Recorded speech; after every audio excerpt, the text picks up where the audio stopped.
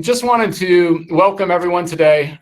First of all, it's kind of sad. I was last night reflecting as we were getting ready for the event today, and normally that's something where we would have, this group of hundreds of folks coming together in Youngstown, Ohio, where it all, started for us 8 years ago.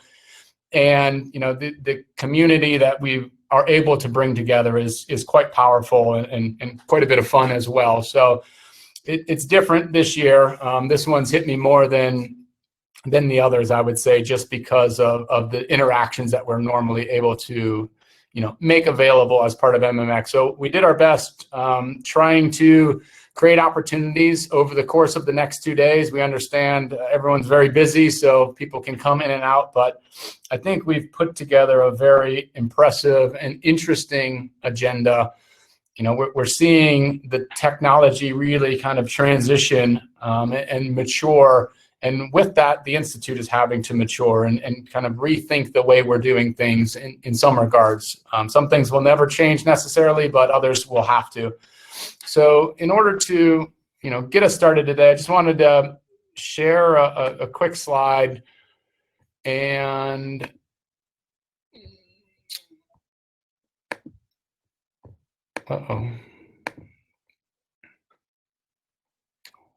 why can't I see my slides? Andera, can you pull up my slides, please? They don't show in the application window. I'll be showing in 1 second. Sorry about this, everyone. I should have pulled them up earlier, and they normally work. So I've not had any problems. But I think, what we're going to talk about today is a bit of, where the Institute's at, and probably most importantly, where we see us needing to go moving forward. So just to remind everyone of what we're here working on today and why the Institute was really established, the mission of America Makes is to pretty simply, and we say this often, but to accelerate the adoption of additive manufacturing by convening, coordinating, and catalyzing the industry to help support U.S. manufacturing. So, this idea of convening, coordinating, and catalyzing is what we've put quite a bit of energy into really since the inception 8 years ago. And ultimately, our vision is to become the thought leader and innovator in accelerating the adoption of AM. So as the technology matures, it's really about the adoption of the technology that we need to realize the community in order for this to make a difference in the long run. And that's really, where when we look at what our role is in this, and how do we get to the point where we're not just bringing the community together and focusing the efforts, but ultimately accelerating the right bits of technology, the right components of education and transition, so that we're ultimately realizing an end state that we want. So that's the whole rationale behind the public-private partnerships being established in the first place, but it's all done through collaboration. So hopefully you'll get a sense of that over the course of the next 2 days.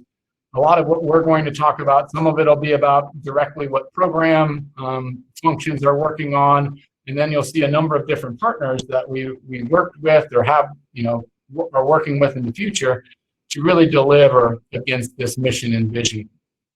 Ultimately, we're looking to bring the community together. So it all goes back to this convene, coordinate, and catalyze concept. So, how do we do that? One way is to make sure that we're engaging with the community. And this is something you'll hear quite a bit more about over the coming months. But yep, next slide's good. We've interacted, in a variety of ways over the years. And most recently, we've done surveys for the past 2 years. We've heard pretty similar things year over year. And these are results from the most recent survey that was done this past summer. But these are really the 5 big buckets or reasons why stakeholders are engaged. And this is, remember, this is the public-private partnership. This is stakeholders from all aspects of membership. So we're currently at 220 members. a pretty good cross-section of small businesses that actually makes up the largest component. 44% of the members are actually small businesses, and then large businesses, academia, government, nonprofits. This is a collection of what their needs are and how they've stated the most important things they're looking for the Institute to be working on. So you'll hear these as the focus of our talks over the course of the next 2 days. So R&D work and projects, it's been at the core of what we've done at the Institute from the inception. We know that's critically important. You know, there is some work going on around open project calls where we've been able to provide some access to funding, and hopefully we'll be in the position to continue to do more and more of that over the coming year. But we understand that's a big part of why people are engaged. Beyond the technical work that we're doing, a really important part of this is what we're doing today, honestly, bringing the community together. Like I said, we've got almost 600 people registered for this event. Normally, you know, it's a time when we're able to bring people together and get people connected and make sure one partner understands what the other is capable and vice versa, so we can pull on those connections. It's still, at the end of the day, a small community. But the community is all really looking at, you know, where are we at and where are we going? So that's where the state of AM industry comes into play. Depending on where you fall in the continuum and your understanding of of additive, you know, you may have a different level of understanding. And everyone is needing to keep pace with this. How do we do that? Through providing access to knowledge. You know, these are all very important things. And kind of the final column here or bucket is this idea of business opportunities. To me, they fit very closely with community networking. But all of this is feedback from the membership that we take to heart and make sure we're focusing on as we move forward and look at our plans for FY21 and beyond as we're looking forward into the new cooperative agreement. So I'll talk a bit more about that in a minute, a little later today. I'd like to invite Dr. Dennis Butcher to the stage. He's our government program manager. And really been a big part of moving into this new cooperative agreement, understanding what the priorities from the public side are. I'd just like to give him an opportunity to welcome everyone, and then we'll get started with the agenda. Good morning, sir. Good morning. Can you hear me all right? Yes, sir. All right. Thanks, John. Yeah, thanks for the introduction, and thanks everybody for coming out to MMX this year. You know, I want to first of all thank everybody for sticking with us and staying engaged. You know, this is a lot is different this year in 2020 than it was since the last time that we met for MMX. Obviously, we're all now meeting, you know, through little windows on our computers instead of seeing each other in person. But it's been really impressive to see how the community has kind of stayed stuck together and really kept engaging on the critical issues facing the additive community so that we can really push this technology forward. You know, another thing that's different from the last time that we met last October is that the Department of Defense entered into a new 7-year, $322 million cooperative agreement with MMX. That's a big sticker number, but really the most important aspect of that is, I think, the continued commitment and engagement from the DoD and the wider U.S. government to continue working with the MMX, all of the Institute's partners, its members, to continue to work on those big, you know, cross-cutting issues that we're all facing that are getting in the way of us really taking advantage of additive manufacturing, and you know, whether it's for DoD systems or for the commercial applications that a lot of you are really looking to address. You know, with that new agreement, you know, a lot is, you know, kind of similar to what we've had before, where it's, you know, going to continue to be a mechanism for new projects from government agencies to come to the Institute for members to, you know, propose against and execute. But really, it also is providing new opportunities for some new lines of effort or expanded lines of effort where, you as members have told the Institute and the government where you want to see more activity and more leadership. And so I think you're starting to see some of those changes, with these new lines of effort where, the Institute's tasked with showing some more strategic leadership and thought leadership in the additive manufacturing community where we didn't really have that bandwidth before. Bringing in new voices from international speakers and other people from other quarters.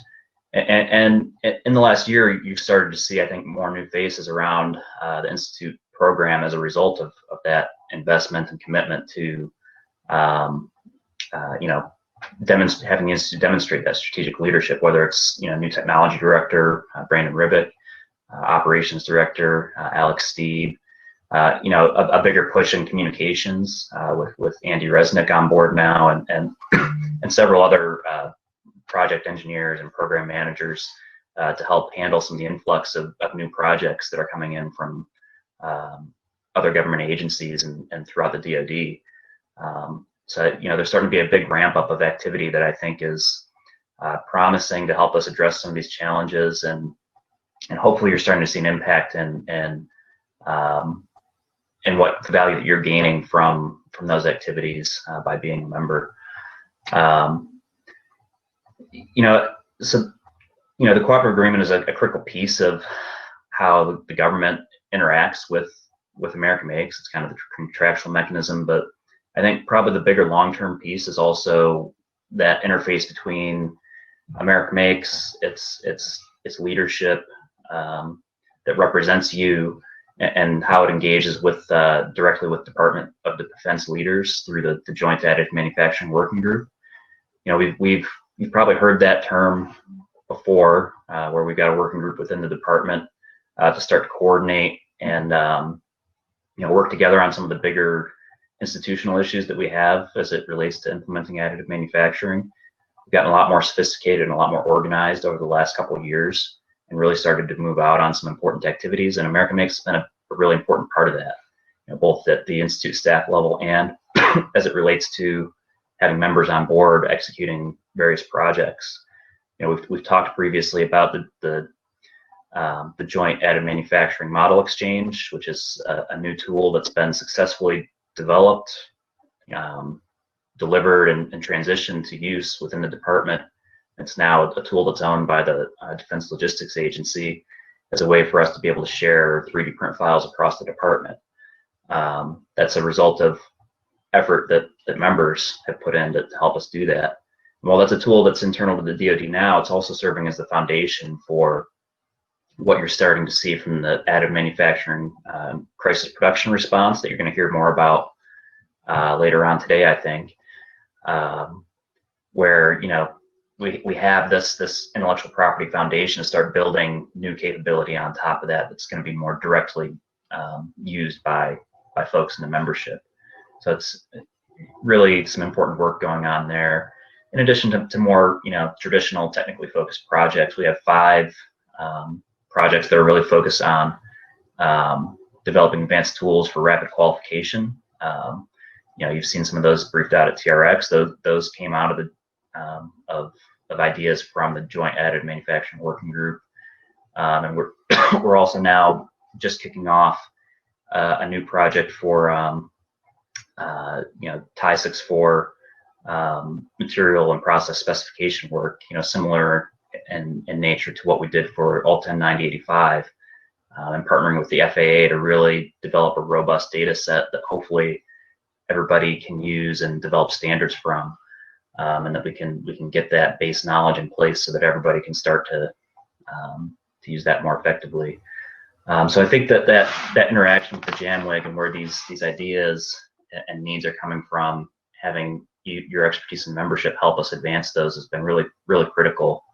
And in that last case for the TIE 64 work, working closely with our satellite center at NIAR, that has been hopefully a great resource for all of you in the membership as well, to start moving out on that.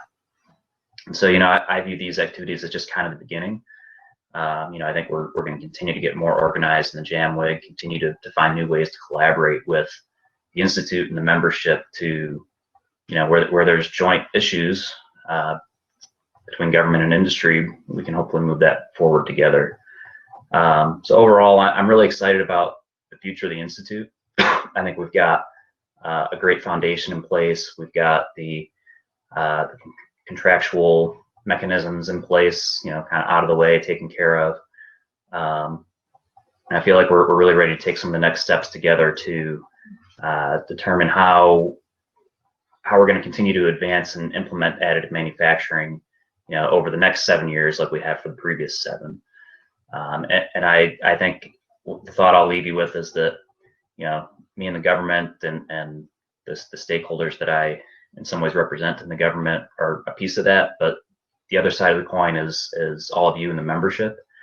The best way for you to get the most out of all this is to stay engaged, get involved in various working groups, and continue to tell us what you need so that we can continue to tinker and align the Institute's efforts to, meet government needs, but also all of your needs, so that we're all steering our effort towards the most fruitful areas.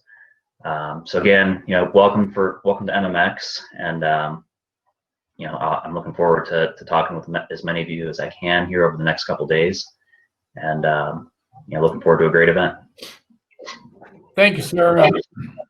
Really appreciate those opening comments. I think we understand that DoD, or have seen the DoD been in a major part of the public-private partnership over the years, and been with us every step of the way. Another piece of that is, when you think about what's going on at the state level and regional activity, we need to do that well in order to ultimately make a national impact. So I'm very excited to be introducing our next speaker to provide some perspective on what the state of Ohio is doing and how they're looking to move forward with advanced manufacturing. Thank you, Lieutenant Governor John Husted. Over to you, sir. Great. It's wonderful to be with you today. Happy Manufacturing Month, which October is. And we have been trying to promote that fact in various of our press briefings to try to draw attention to the importance of manufacturing. And as I joined you today, I guess I want to come at this from a 3-point perspective. First, about building our domestic capacity. Second, about innovation and technology. And third, about workforce, as we look at this from a state point of view. You all know about the importance of domestic capacity, domestic ability to innovate and do great research development, manufacturing productivity for the defense industry. Ohio was recently designated as one of 6 states to receive a defense manufacturing designation for our state. Everything from, as you talked about with the Air Force, to a variety of others, NASA, others, as part of our nation's defense. Ohio is critical in many, many ways.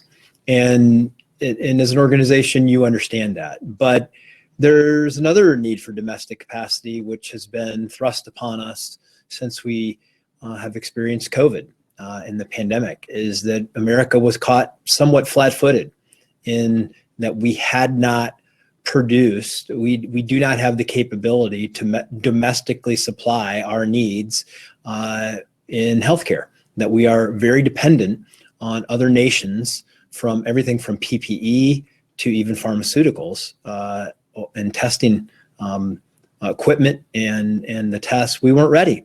And so manufacturing and domestic supply chain are growing in importance in this nation at this time of uncertainty.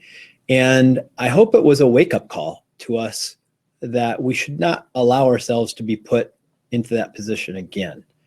I'm not suggesting in any way that this isn't going to remain a global economy and that we should be isolationists. But what I am saying is that we should reshore or onshore enough domestic capacity to handle our needs in a time of crisis, not just in national defense, but in healthcare and other critical elements of our society as well. And this is where I think we can all play a more thoughtful role in how we do that and be advocates, because it's not going to be okay. Because we worked with the Manufacturers Association, we worked with others like Magnet to improve our domestic supply chain.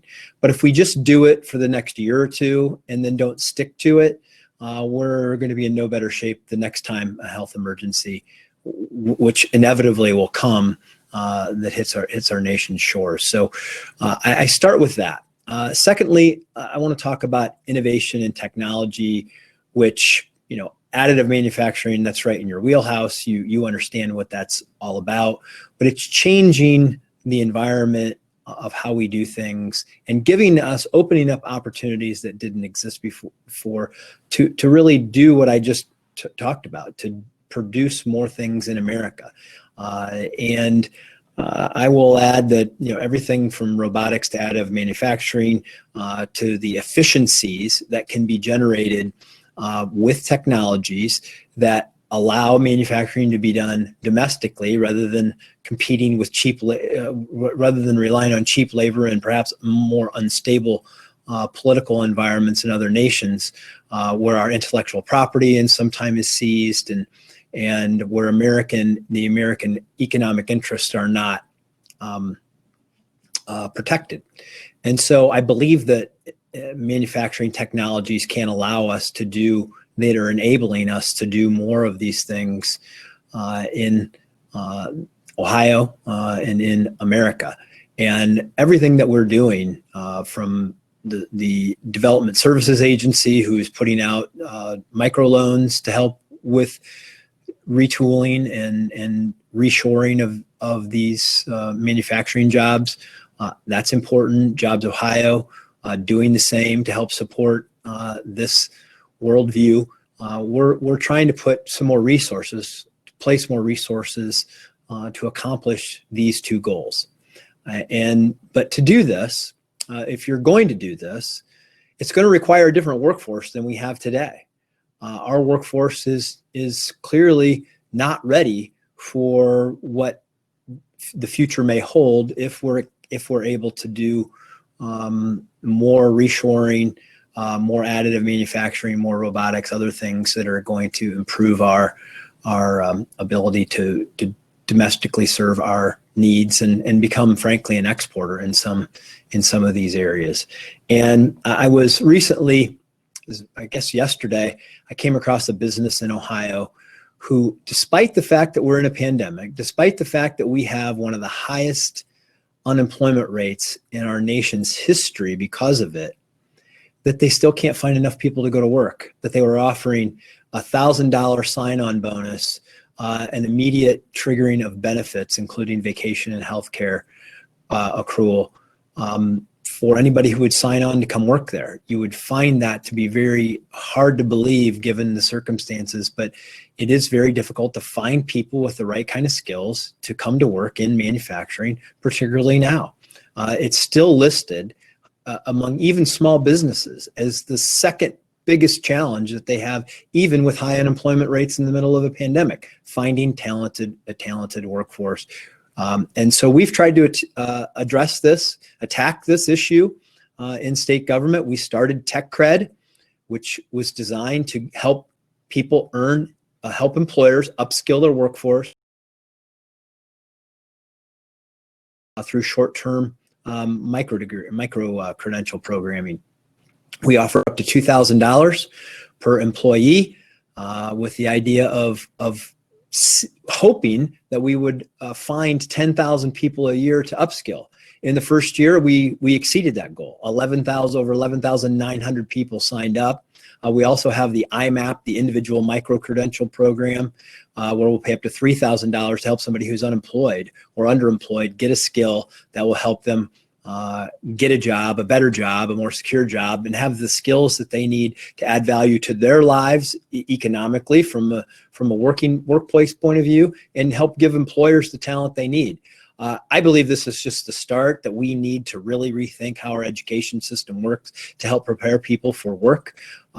We are lag behind I believe, other economies in doing that. And so if we really are serious about this, if we are really serious about a domestic supply chain for critical needs in manufacturing, if we're really critical about using technology to enhance our ability to do so, we need to get just as serious about trying to prepare people to work in that world and to be prepared for what that means.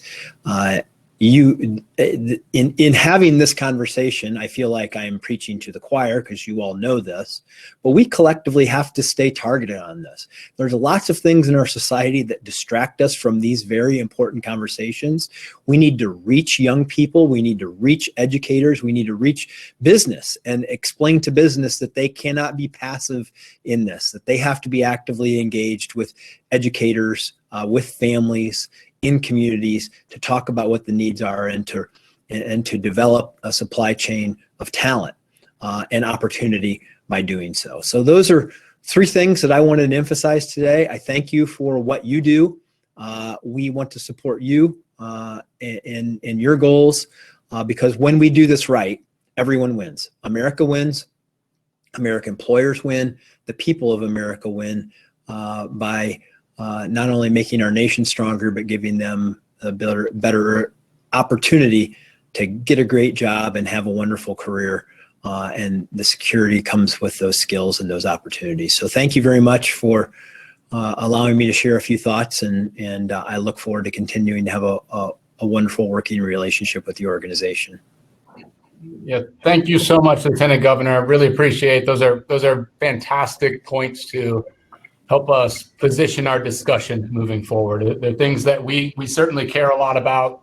And I would say that it's something, we've seen already, state of Ohio putting up money to address some of these things pretty squarely. I hear our education director regularly saying, it's not just a skills gap, there's also this big awareness gap. And, we're working together with the state of Ohio to take that on, to go into the high school system and try to get both students, but maybe most importantly, the educators and the advisors and the parents to understand where the opportunities lie here. So really appreciate your time this morning.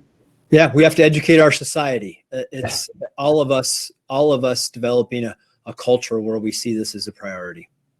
Yep, no, absolutely. So appreciate that, sir.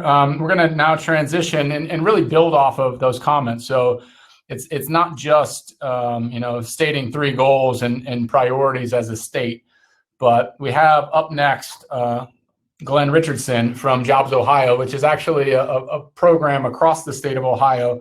And he's going to talk about, talk to the topic of innovation and change and talk more specifically about some of the work that's going on across the state of Ohio and what their targets and goals are moving forward to help us realize and work against some of those goals just outlined by the Lieutenant Governor. So morning, Glenn. Hand it over to you, sir.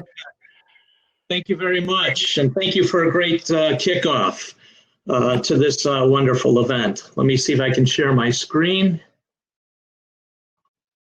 There we go. Well, it is a pleasure to speak to you all this morning, and what a difficult act to follow. Lieutenant Governor Houston never ceases to amaze with his command of topics, be it business, innovation, or workforce. We're fortunate to have Governor DeWine and Lieutenant Governor Houston as our state leaders.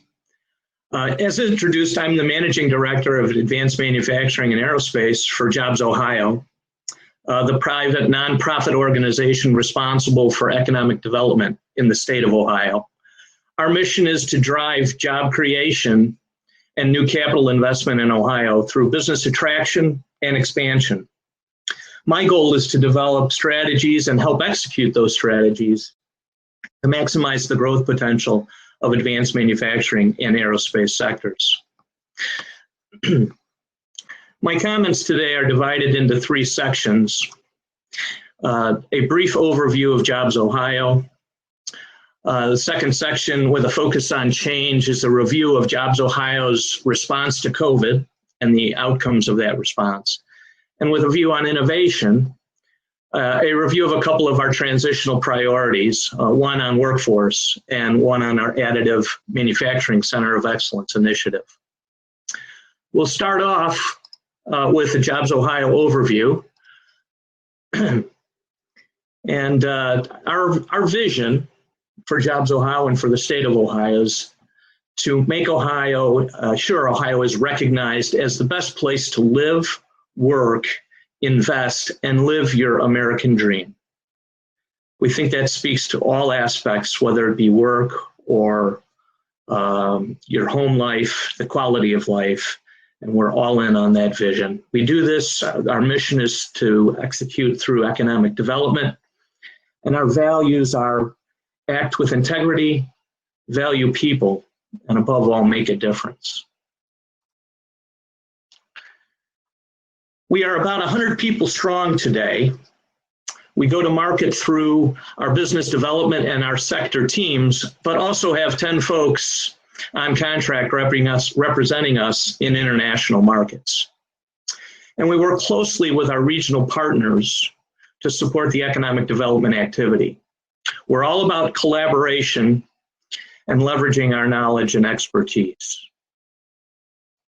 Just a few stats on our staff. We have over 1,750 total years of work experience. 10 of our employees are former CEOs or founders of businesses. 36 have master's degrees. 5 have PhDs or JDs, and 5 are veterans. So a very experienced staff. In addition, we have what we believe is a very unique and effective operating model. As a private entity, we are able to act with speed and discretion, and our funding comes from operating the state-controlled liquor business. We purchased a 25-year franchise on this business and are responsible for its operation. And for that, we are able to keep a portion of the profits. This and our regional partner network give us great coverage across 88 counties in Ohio and provide business connectivity that few organizations can rival. The next section I'd like to talk about is Jobs Ohio's response to COVID, a topic we spend way too much time on these days, but important nonetheless. In March, COVID-19 hit us all like a ton of bricks. First, events started to be canceled like the Arnold and March Madness, and then work from home instructions came, then followed by business shutdown orders. It's really hard to take in all that happened in a matter of a couple of weeks. Soon after COVID hit, it became well known that there was a national shortage of PPE. The news was filled with stories of nurses wearing garbage bags instead of hospital gowns or reusing N95 masks for days on end. With the leadership of our Ohio Manufacturing Association and Magnet, one of our manufacturing extension partner affiliates, and in collaboration with our statewide MEP network, the Ohio Hospital Association, and the state of Ohio, the Ohio Manufacturing Alliance to fight COVID-19 was formed. This brought together 3 manufacturing networks, the Ohio Manufacturing Association, the MEP network, and the Jobs Ohio network, and gave us unprecedented reach into our manufacturing ecosystem with a focus on helping companies that could to pivot to make PPE. In a matter of a few short weeks, the Alliance was able to rally and recruit over 2,000 manufacturers to join in the PPE effort. We helped design and prototype and build an entire supply chain to make 1 million face shields for frontline workers, stood up an entire supply chain to make 1 million cotton masks for prison systems, local governments, and now even poll workers for the election. We designed the nation's only supply of nitrile gloves and designed and produced millions of gowns for everyone from local emergency services in Cuyahoga County to hospitals. In a few short weeks, the Alliance was able to help pivot our manufacturing industry and make nearly 5 million pieces of emergency PPE. And in doing so, helped preserve the health and safety of our first line responders, nurses, doctors, and others. In addition, to help provide connectivity to the buyers and manufacturers of PPE, the Alliance launched an online makers exchange. This site has brought literally hundreds of buyers and manufacturers together to help meet Ohio's PPE needs, and the site continues to serve the state today. In parallel to our collaboration with the Alliance, Jobs Ohio went to work on designing a set of programs to mitigate the impacts of the COVID shutdown on our businesses and our employees. In all, we launched 10 new initiatives and allocated $250 million in new programs. We pledged $250 million to purchase PPE for the state. This was due to our ability to act with speed and agility in exercising contracts, and ended up purchasing over 40 million pieces of PPE in that initiative.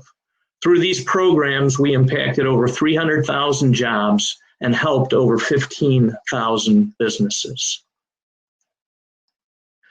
Within a matter of 2 months, we surveyed the needs of our businesses and launched these programs in response.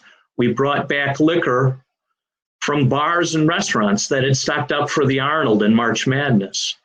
We instituted a rebate program to help them restock when we started to reopen. We deferred loan payments for 6 months for our clients with Jobs Ohio loans. We offered forgivable loans to our clients who agreed to retain employees for up to 6 months. We provided seed capital to 3 different organizations to assist with business capital needs.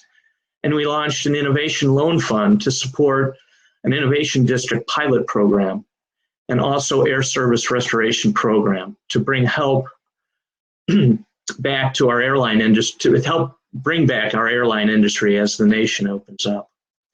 These 10 programs were launched in a matter of 60 days. I think you'll agree that is change and innovation in action.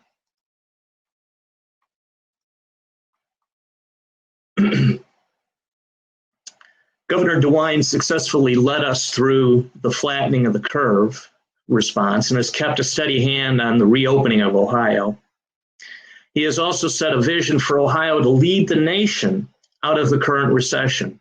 With his leadership at the state and Jobs Ohio's coordinated response to the pandemic, we have contributed to an accelerated recovery for Ohio, but we recognize much work is yet to be done.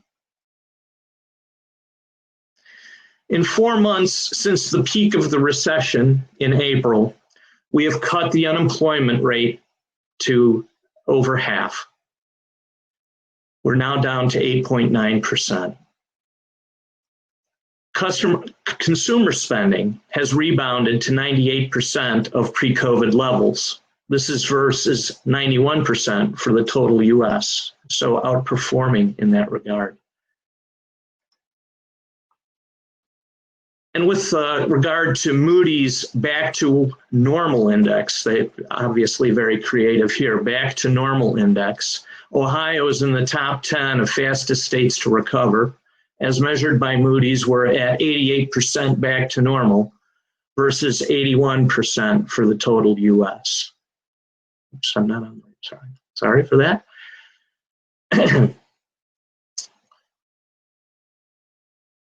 These are clearly positive trends, but as many Ohio businesses and citizens are still struggling, we still have much work to do.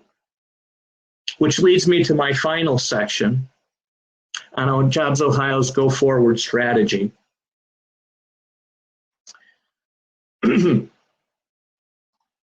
Jobs Ohio's strategies for sustained equitable growth in Ohio are in 4 pillars. Resilient sectors. This pillar is about taking care of current businesses in Ohio. Areas of focus include helping Ohio companies to expand or consolidate operations in Ohio, and positioning Ohio to lead in the reshoring and onshoring of secure supply chains. The second pillar is talent and workforce. This pillar is focused on reskilling and upskilling workers to fill in-demand jobs. You heard Lieutenant Governor Houston speak about this. Our programs are complementary to the ones he mentioned, Tech Cred and micro credentials. With employment at 8.9% and still with companies unable to fill jobs, this is the most important need, immediate need. Our first program to address this need for Jobs Ohio is the Ohio to Work program, and I'll speak in a little more detail about that in the next few slides. Also, in the talent pillar is the goal to retain and create and retain a greater percentage of Ohio grads, and also reshoring of talent from the coasts. We have a number of graduates that after getting their degree migrated to the coasts and have set up businesses or become valuable employees to businesses out there. And we think that bringing them back home to Ohio is a great opportunity for them and for the state.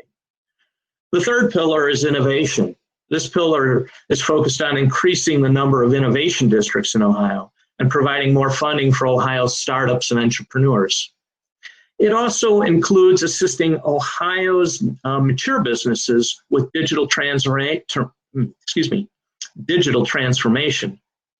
to accelerate growth and competitiveness.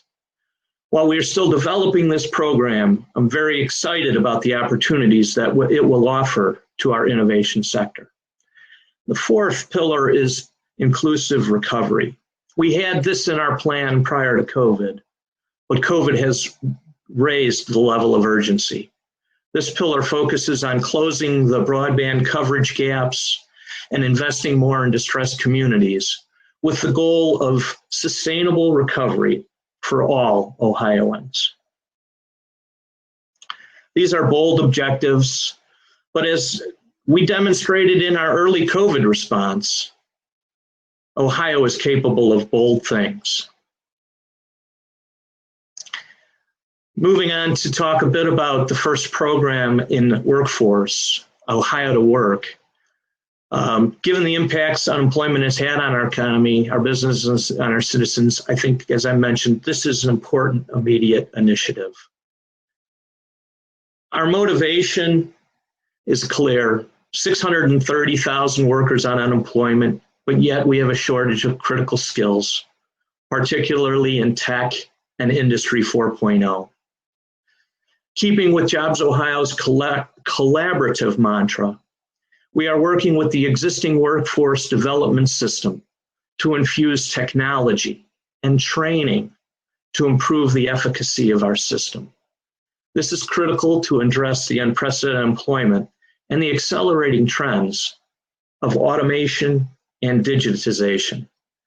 We recently kicked off a pilot program in the Cleveland area with the intention of scaling this model statewide.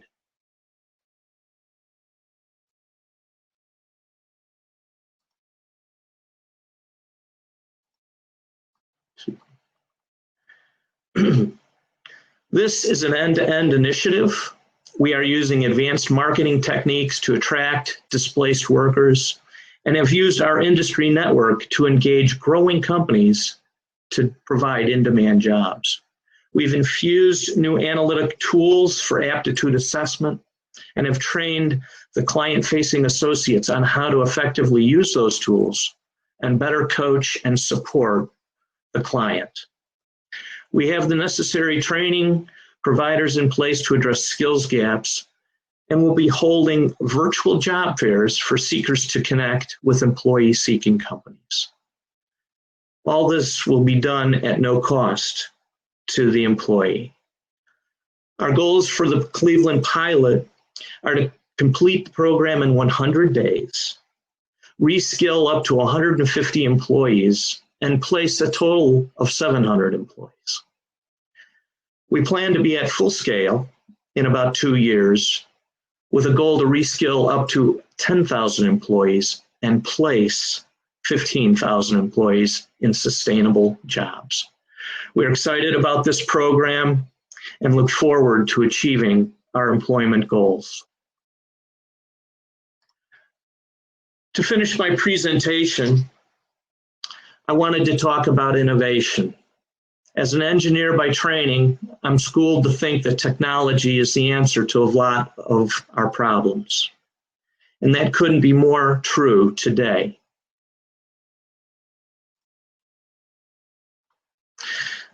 One of my responsibilities that I have at Jobs Ohio is to work with my team to develop a strategy for my sectors. The advanced manufacturing strategy has evolved over the past few years to what we refer to as our AAA strategy. It's focused on additive manufacturing, advanced materials, and automation or digital manufacturing. But when you think about additive manufacturing, it fundamentally touches all three of those pillars. So we are bullish on our opportunities here and are working proactively to position Ohio as a center of excellence for additive manufacturing. I think you'd agree we have the assets to do this, starting with America Makes here in Youngstown, Ohio. We're leveraging our manufacturing strength as the third largest manufacturing state by economic output, in the nation.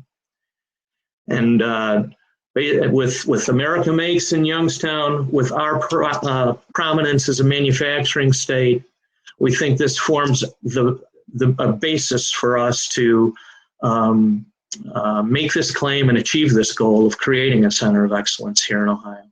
In addition to America Makes, we have the Youngstown Business Incubator, an internationally acclaimed program in software and additive manufacturing.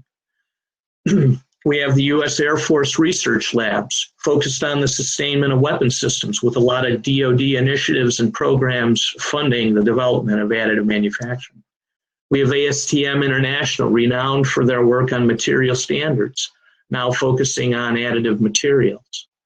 We have NASA Glenn, a research center, working to advance our space missions, where additive manufacturing has a critical play. And also GE Additive in Cincinnati, and our outstanding statewide MEP network. And last but not least, our additive manufacturing companies and support organizations. This year, we've been working on completing an asset mapping exercise in the Ohio region and have identified over 200 entities that have significant advanced manufacturing capabilities or products. From machines to materials to software to sensors to post-processing and workforce development. We cover the gamut. With leadership from our regional partner Team NEO, we have formed the Additive Manufacturing Cluster of Ohio. It has been conducting quarterly meetings for the last few years to share technology, use cases, and drive the development and adoption of additive manufacturing. While primarily in the Northeast today, we are working to expand this to be statewide to bring all of our assets together to advance this technology for the benefit of the state, but also for our nation.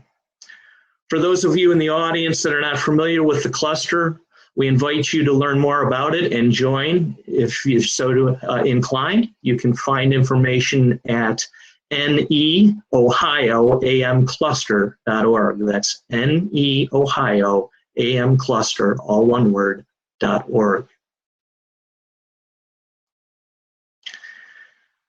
Through the Ohio Manufacturing Alliance, we demonstrated what can be accomplished by bringing companies and technology together to focus on a specific set of problems. I suspect you'll hear more about America Makes effort in this regard with the consortium fighting COVID with 3D printing. Another compelling story of national collaboration, cooperation, and results. But we built these networks on the fly out of necessity. The challenge will be to take the learnings of these experiences and ensure that our industry is prepared to provide a secure response to the next pandemic or crisis. I think you'd all agree that digital manufacturing enables this opportunity, and it's up to all of us to make sure we help develop and deploy it for the safety and security of our nation. As you've heard from the Lieutenant Governor, and hopefully you've gleaned from my presentation, we here in Ohio are committed to this goal. I'd like to thank you for allowing me to speak with you today. I'd like to thank you all for what you're doing for the additive manufacturing industry. And I'd like to thank you for attending the MMX. I wish you an informative and productive conference, and I look forward to meeting you all. Thank you very much. Thank you, John, for having me. I turn it back over to you, sir. Well, good morning, Glenn. Thank you so much for that riveting presentation. I know I was extremely excited to hear about it, especially because I've been working closely with you and your team in regards to the COVID response and the education pieces. So we have a question, and I know for most people, they've been seeing the chat, and thank you to IC3D for putting in pictures and information regarding how you assisted the state of Ohio. So the question we have is, will the logistics and fulfillment workforce industry be targeted for upskilling into AM, mechatronics, and automation industry? Now that sounds like a mouthful this morning, Glenn. Would you repeat that just to make sure I've got it, Aaron? Absolutely. Will the logistics and fulfillment workforce industry be targeted for upskilling into the additive manufacturing, mechatronics, and automation industry? It's an interesting question. It is. You know, first off, I think we have to recognize, and this is certainly we experienced this with the COVID crisis, that when people couldn't go into stores, e-commerce became essential, an essential business, essential to all of our lives. And so we have seen a continued growth and demand for logistics and distribution. So I don't know that we want to necessarily target that industry, which is continuing to grow and needs workers to continue to support Ohio's contribution to that industry. But let's be fair. If a person that's in that industry has the aptitude and has the interest and wants to upskill into additive manufacturing and automation, we're certainly have programs that are there and available to them. Absolutely. Thank you, Glenn, so much for that response. I know for us, for instance, we're already working with the state of Ohio in some education upskilling needs, especially around additive manufacturing or advanced manufacturing. So I appreciate it. I'm going to turn it back over to John, but I really like how you were able to compare and work with Lieutenant Governor to really showcase what the state of Ohio is doing. And especially for us being located in Ohio, but a national entity, it's exciting times for us. So thank you. And we'll turn it over to John. Thank you, Aaron. Thank you, John. Thank you both. Yeah, thanks, Glenn. Really, really appreciate that. I've been watching some of the chat on the right-hand side. So, please use that. And I think it's really interesting as we, a national program, start to, and I've always really looked at the development of ideas and concepts at a regional level to get to the point that we're able to deploy them at state levels and then ultimately, deploy nationally. We've really seen that. There'll be a couple more conversations over the course of the next 2 days about really focused on distributed digital manufacturing and where does additive fit into that? How have we realized the opportunities there? So thank you for the talk. I did want to make one comment though. So we will clear the Q&A between each of the speakers. I'd encourage folks to continue to use the chat, but if you have a specific question, put the question in the Q&A box on the right-hand side, and you can actually vote those questions up and down. This will be, my talk now will be kind of an overview of a few different things. So a bit of where we're at, things that we've done, but probably most importantly, some objectives for FY21, and in some ways just clearing up any confusion around, what we care about, what we're focused on, and where we're going moving forward. So, all right, I'll jump into these slides. Maximize those, Andera. Next slide, please. So, Okay, and welcome everyone. I'm going to give a bit of a state of the Institute and most important, I think, where are we going? So America Makes, we've said it, I've said it 5 times already today. You know, we are a public-private partnership. We're really focused on 3 core activities, and that is, and this has not changed, but it continues to mature in the process of how we're doing it. Those core activities are around developing the AM technology, and as that evolves, so does our role in that. Accelerating the education and workforce development component. We've already heard twice, you know, in a total of 2 speakers, you know, really honing in on that point. And then the final activity that we, you know, pay quite a bit of attention to, and really I think what makes this important and why a public-private partnership works is the development of the ecosystem and being able to come together as a community. It has been at the core of what we've done in the Institute model broadly across the Manufacturing Innovation Network. And, you know, that is where the opportunity comes in for us to work together. You know, we specifically are focused on convening, coordinating, and catalyzing the AM industry. And we're doing that through operations, technology, and communications. And I'm going to spend, you know, some time over the next 20 minutes or so explaining both what we've done and paying more attention to where we're going and what we're doing, just to provide some perspective to our membership. So if we can go to the next slide, I wanted to talk a bit about organizational structure and how we fit into the organization under which we fall, America Makes, or where we fit in. So there's, as if you're part of our communications, you've seen some announcements over the past couple of months. We're part of a growing organization, just to make sure everyone understands what this means and ultimately what it means to you as a member or as a potential member, and clear up any questions we have. So again, encourage you to ask questions, vote them up and down, but this is your opportunity to really try to get things addressed that you might have questions about. But ultimately, MTDG, the Manufacturing Technology Deployment Group, is the parent organization under which NCDMM and America Makes falls. So this structure is newly created. It is the, as I said, the parent not-for-profit. So all of the entities that I'm talking about are, you know, fall under that not-for-profit status, and America Makes included.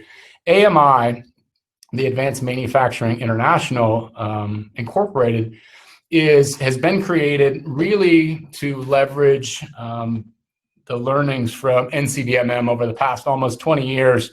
NCDMM, as I mentioned here, has been in place to deliver unbiased advanced manufacturing technology solutions. But most of the effort of NCDMM has been focused on the defense industrial base, whereas AMI is looking to build off of what was, you know, been developed at NCDMM over the years, but ultimately in additional markets outside of defense, overseas and beyond. America Makes ultimately falls underneath NCDMM as it has from day one. So we've been at this for 8 years and a couple of months at America Makes, and we've always been a program that operates underneath NCDMM, and you'll see a bit of our team here next, just to make sure everyone understands different folks that you might encounter. But ultimately, our role, as I've said a couple of times, is to increase the adoption of AM. Fundamentally, nothing changes. So just to be clear, if anyone's got questions about what this means for you as a member, any of the announcements, it does not have an impact on the way we're operating the Institute or the way NCDMM is being run. So it will not change any of your interactions with us. This next slide, Dennis actually, Dr. Butcher mentioned this in his opening comments. Our team is, you know, oh, there you go. has grown quite a bit over this past year. So there's 6 individuals that we've brought on really since the last MMX, starting with Brandon, I guess, was actually here at the last MMX, but very close to within the last year. So Brandon Ribick, our tech director, and then in the spring, Alex and Andrew, our director of operations and communications director, were both brought in. And then most recently, we brought in some folks to help out as the portfolio continues to grow. Nick Leone, Georgette Nelson, and Nicole Wells all were brought in as project, kind of the help on the project execution side of things. I've been the executive director for a little over a year now. We've seen quite a bit of change at the Institute, even under that time, and then ultimately quite a bit of growth. You'll see that there are 3 different open positions right now that we are actively, or will be very soon, actively looking to fill, just as needs continue to grow. It all goes back to what Dennis mentioned at the beginning, where we're operating against this new cooperative agreement. So next slide, please.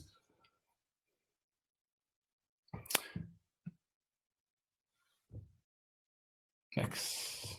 So the major focus areas, and I'm going to park on this slide for a couple of minutes and talk through what are the major focuses of the new agreement. There's 4 pillars that fall underneath this new agreement. They are strengthening and extending the AM ecosystem, the technology development component, which includes transition and dissemination, strategic leadership, which Dennis specifically called out, and support for AM workforce of today and tomorrow. And you're starting to see quite a bit of a theme almost around that already over the course of the day. So I just wanted to quickly walk through what each of these means to you as a member, and then pivot from here into where we're going. So if you look at each one of these individually, strengthen the ecosystem, why are we doing that? Ultimately, we know we need to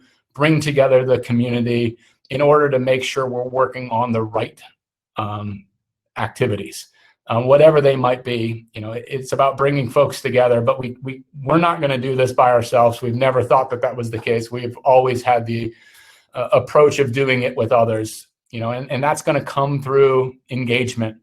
There's a new tool that many of you are aware of. We've got a pretty good portion of our membership already included within the Your Membership tool, but that's something Tiffany Westbay, our membership director, has rolled out over the course of at the end of the summer, which is going to be focused on collaboration. We saw in my opening slides where that was one of the key areas where folks are interested in the Institute delivering value against. What are we going to specifically do within this space? There will be, an awareness campaign that comes out that, explains everything from AM 101 to how to take advantage, or what the needs are relative to education, to where does our technology need to go, and what does it mean. And you'll see a series of different talks around this over the course of MMX. And then through engagement is really how this happens, through the advisory groups and the working groups. The next pillar is focus on technology advancement, transition, and dissemination. So this historically is something that we've called technology development. Why are we doing this? It's been at the core of what we do from the beginning. It is about understanding where are we at today, where do we need to go, how do we address the gaps to make sure that we're working on the right thing. So in a lot of ways, this squarely addresses the coordination portion of what we call out as our within our mission. We do that through road mapping. This should not be foreign to folks who are members, but it is something that you'll start to see quite a bit more energy going into over the balance of this fiscal year. So through the end of this year and into next year. We do it through dissemination of data through the digital storefront. We also, the dissemination and the roadmap really come together in the catalyst or the activity that comes out of this is execution of project work, whether it's work that's funded through the Institute or information that we get access to from externals. We're all pulling that together and disseminating it to the community. The next pillar plays very nicely off of the previous, and that is strategic leadership. So we need to be a leader in additive manufacturing. We've got access to information. We've got the systems in place and the roadmaps in place and the community in place. We need to make sure we're working on the right things. And this is all through the curation of information and pulling folks together and ultimately putting that content out so people understand, what we care about, why we care about it, and what we're doing about it. The final piece is around supporting the workforce.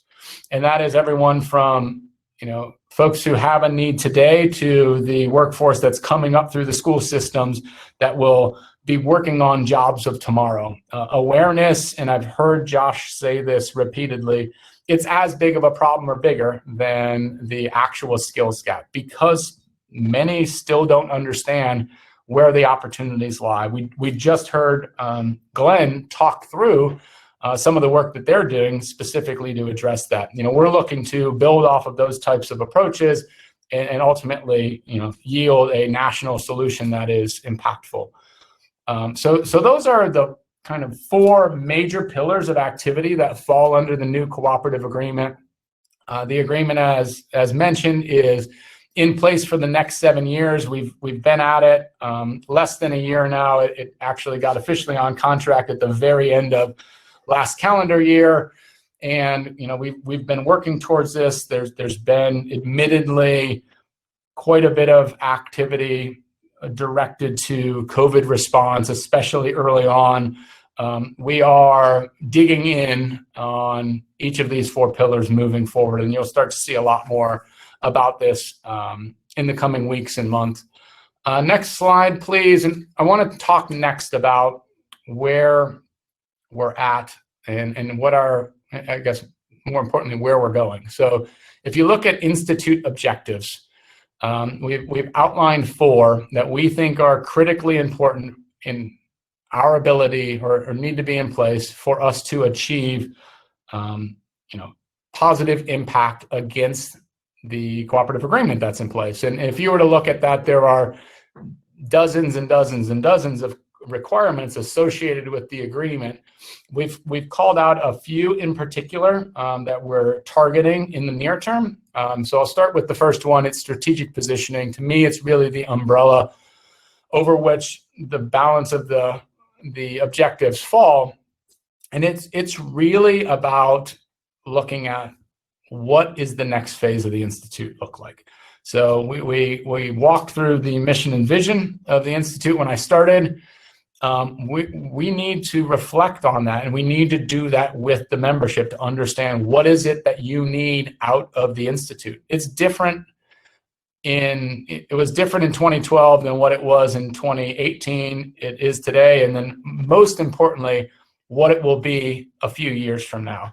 I think we've seen a level of maturation as you go through the phases of the Institute, where phase 1 was focused on building the systems, and a tremendous amount of energy went into that with the leadership, with the membership, government partners. And then the second phase in the second cooperative agreement really focused on proving that model out and learning what works and what didn't work. And it was mostly focused on execution of project activity to test out the system. The third phase is really looking forward, and you heard requirements around leadership and communications and positioning.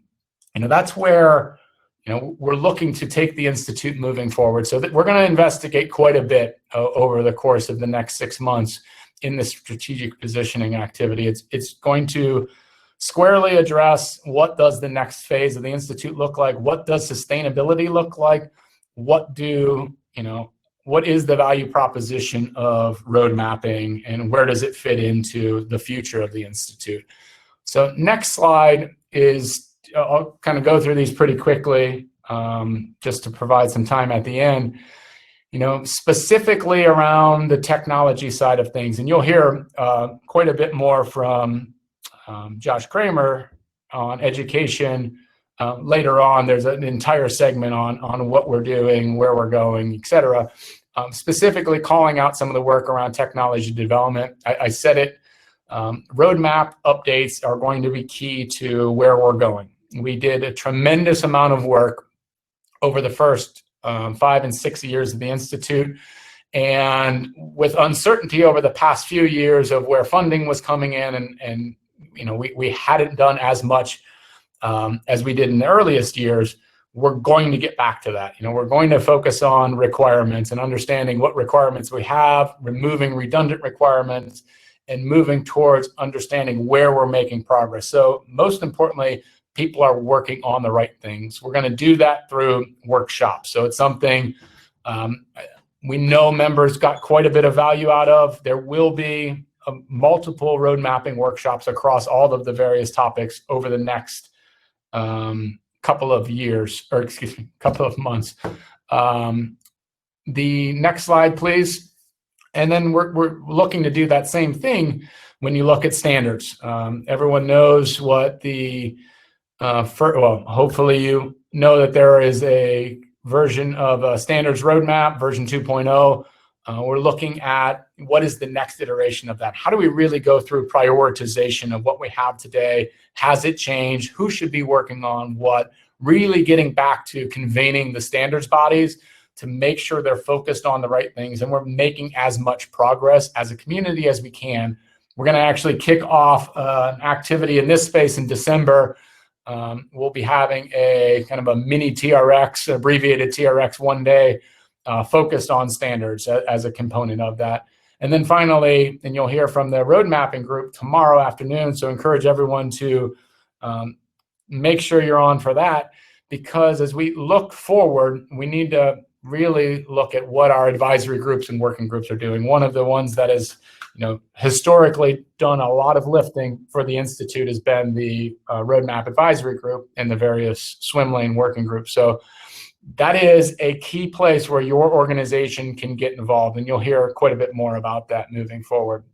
So if we use strategic positioning as the umbrella and our vision for where we're going, and we're going to realize that and document it through interaction with membership, the next step and next slide would be around how do we take all of this information that we're getting and we have access to and push content out and make sure that we're getting content into the hands of the people and the right kind of content.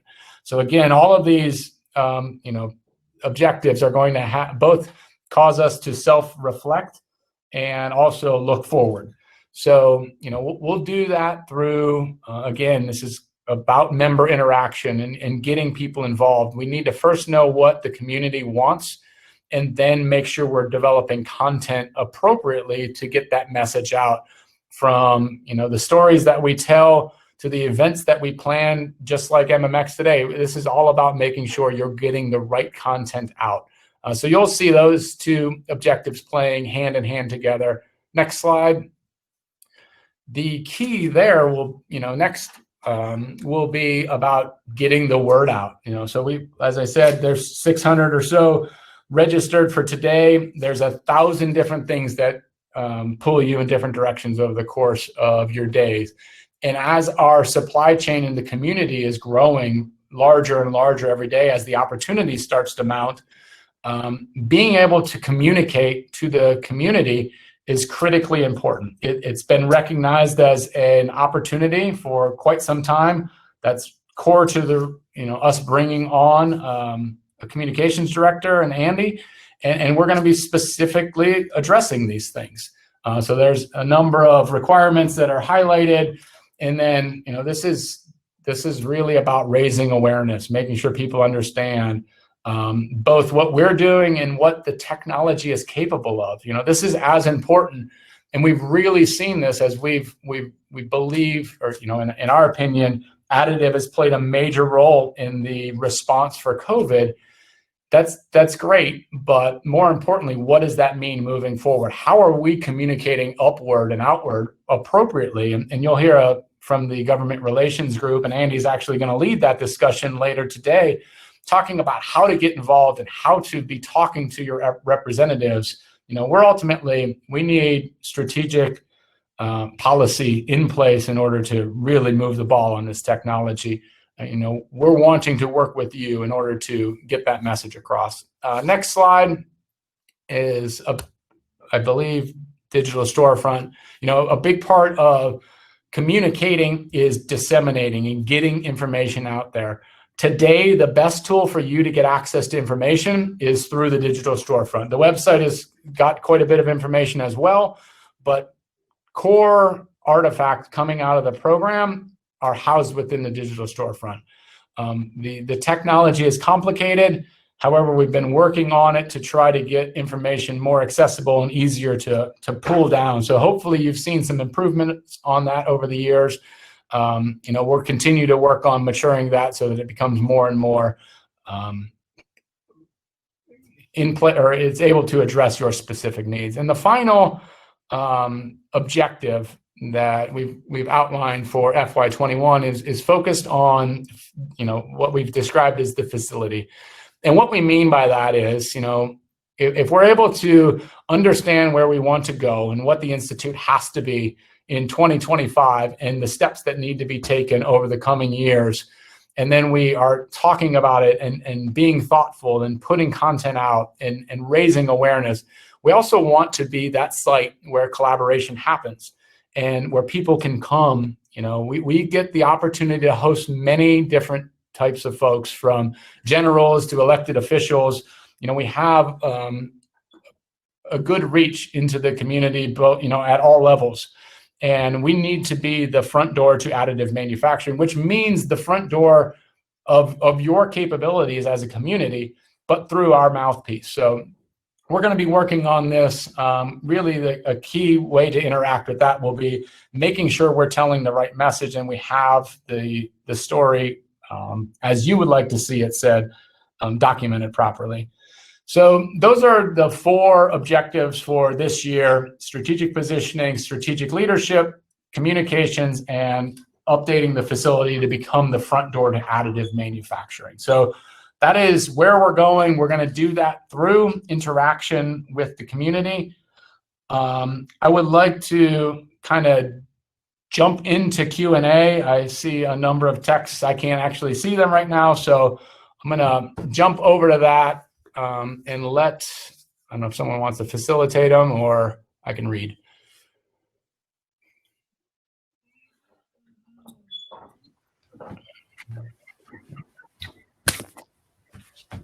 Hi, John. Do you want me to help? Sure, you can go through them. Yeah, so I didn't want to run too much longer. Sure. The most popular question received so far is, how is AMI funded and collaborate with America Makes? So AMI is sorry. So AMI is funded through, there's a lot of ways it potentially is funded. It is an organization that is just getting started. So they are actively pursuing funding, and we're being careful to assure that we're not conflicting with one another, or, I think it's most important that we're working together to leverage each other's organizations. And some of the team that they've recently brought in has, tremendous experience in growing these kinds of organizations. So we're working together back and forth to assure we're not competing with one another. Right now they're very much working through finding funding to sustain the organization and get the organization established. Great. Next question. How can members provide input so the roadmap speaks to the needs of their organization? So this is an important question, and I think there's a couple of ways that this can be done, and it's not just, there's no singular answer. We will be holding new or upcoming workshops. So if you remember, if you've been around for years, You may remember us having technology roadmap centric workshop focused on materials, on process, etc. Now, we haven't done that in a couple of years. We've recently done an activity similar with the Department of Defense. So we're looking to build off of that, and we're going to host workshops like we had in the past. So that will be one opportunity to get engaged. I hope we somehow figure out how to do these face-to-face because they work fantastic, but we've gotten pretty good. We just held a workshop a couple of weeks ago with NIST and had 60 different folks in there, and it's amazing what you can do today with tools. So that is one opportunity. Honestly, the other is getting engaged with advisory groups and working groups. The working groups are open. Specifically on the tech working groups, we're going to hear from them tomorrow afternoon. They're very actively looking to grow the folks within that group. So those are the two best ways to get involved. And then we're looking as part of the strategic positioning. We're going to do some things around, I don't know the format necessarily right now, whether surveys, interviews, whatever, but looking to collect information from the community. So that will be another way that is in the works that will come out in the next couple of months. I'm going to put these two questions together because I think they're easy to answer. So can members post open positions, and will the slides be shared after the event? Yes. So yeah, the first question, yes, you can post open positions. Tara, you may know more about this than I do, but I know in our biweekly newsletters, there's a section within that where you can post positions. So that is one opportunity. So the simple answer is yes. If you reach out to our team, we can make that happen. And yes, the slides will be shared, almost across the board. So we'll make those available post the event. To what extent do the roadmaps tie to TRLs? So our charter as an institute has us focused on TRL 4 through 7. So, the generic definition would be the applied research space. We've at times shifted a little bit to the left or a little bit to the right, depending on, for a particular reason, or potentially because of a particular funding organization is asking for us to do that. But generally, we live in the applied research space. So that's where we tie. You're actually going to hear from NSF and the AM portfolio tomorrow, where we're trying to make a cleaner connection back to the basic research community. It's always been the plan and the vision to connect basic research and applied research so that we were informing each other properly. So there is opportunity to grow in that space, but generally 4 to 7. And how will the road mapping workshops tie in the road mapping advisory group and working group? And will they be revamped to ensure inputs are relevant and specific to the new roadmap format?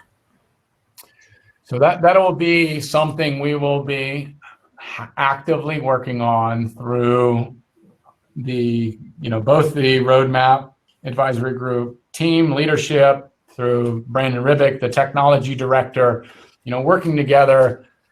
There's no value in us creating a roadmap that's not valuable to the members. So again, this will first connect to this idea of strategic positioning, because if our roadmap is irrelevant, then there's obviously that therefore equals no value to you. So we're looking at first evaluating the roadmap as it exists, and then workshops will be created to make sure we're generating content that supports whatever the future state would look like. You want to have one more time for a question? One more question? Sure, we can do one more and then we'll... Okay, I'm going to take the first one. Who is America Makes Collaboration Leadership, i.e. the EC, Executive Committee? So the executive committee, a number of them are actually on today and tomorrow. Tomorrow morning, Ambassador Barnes, John Barnes, will be kicking off the day of day 2 to address your question more directly. There is a group, there's 11 folks who are part of that. They make up a cross-section of industry, both large and small, nonprofits, governments, and academia. So all portions of our membership are represented. And, we're looking to try to make a better connection between the EC. I see them as the voice of the membership. So moving forward, we have monthly meetings with the executive committee. We're going to be pulling in different advisory groups and working groups as a portion of that to make sure they understand, where those various groups are going and how they relate back to the EC. So there's, again, this is about awareness and communication. So they're representing them properly. Go ahead. No, I think we're going to capture these questions. Someone's taking them down. We'll get them addressed, and we can post responses to these individual questions. But in order to keep things moving, hopefully that was helpful to give you some perspective. Most importantly on where we're going. I absolutely see this as an opportunity to shape the institute into what it needs to be for 5 years from now, so that we assure that we're relevant and adding value back to the member community. So, some of that, it's going to play out over the coming months, and we ultimately need, you'll hear this word repeatedly over the course of the 2 days. It's all about engagement.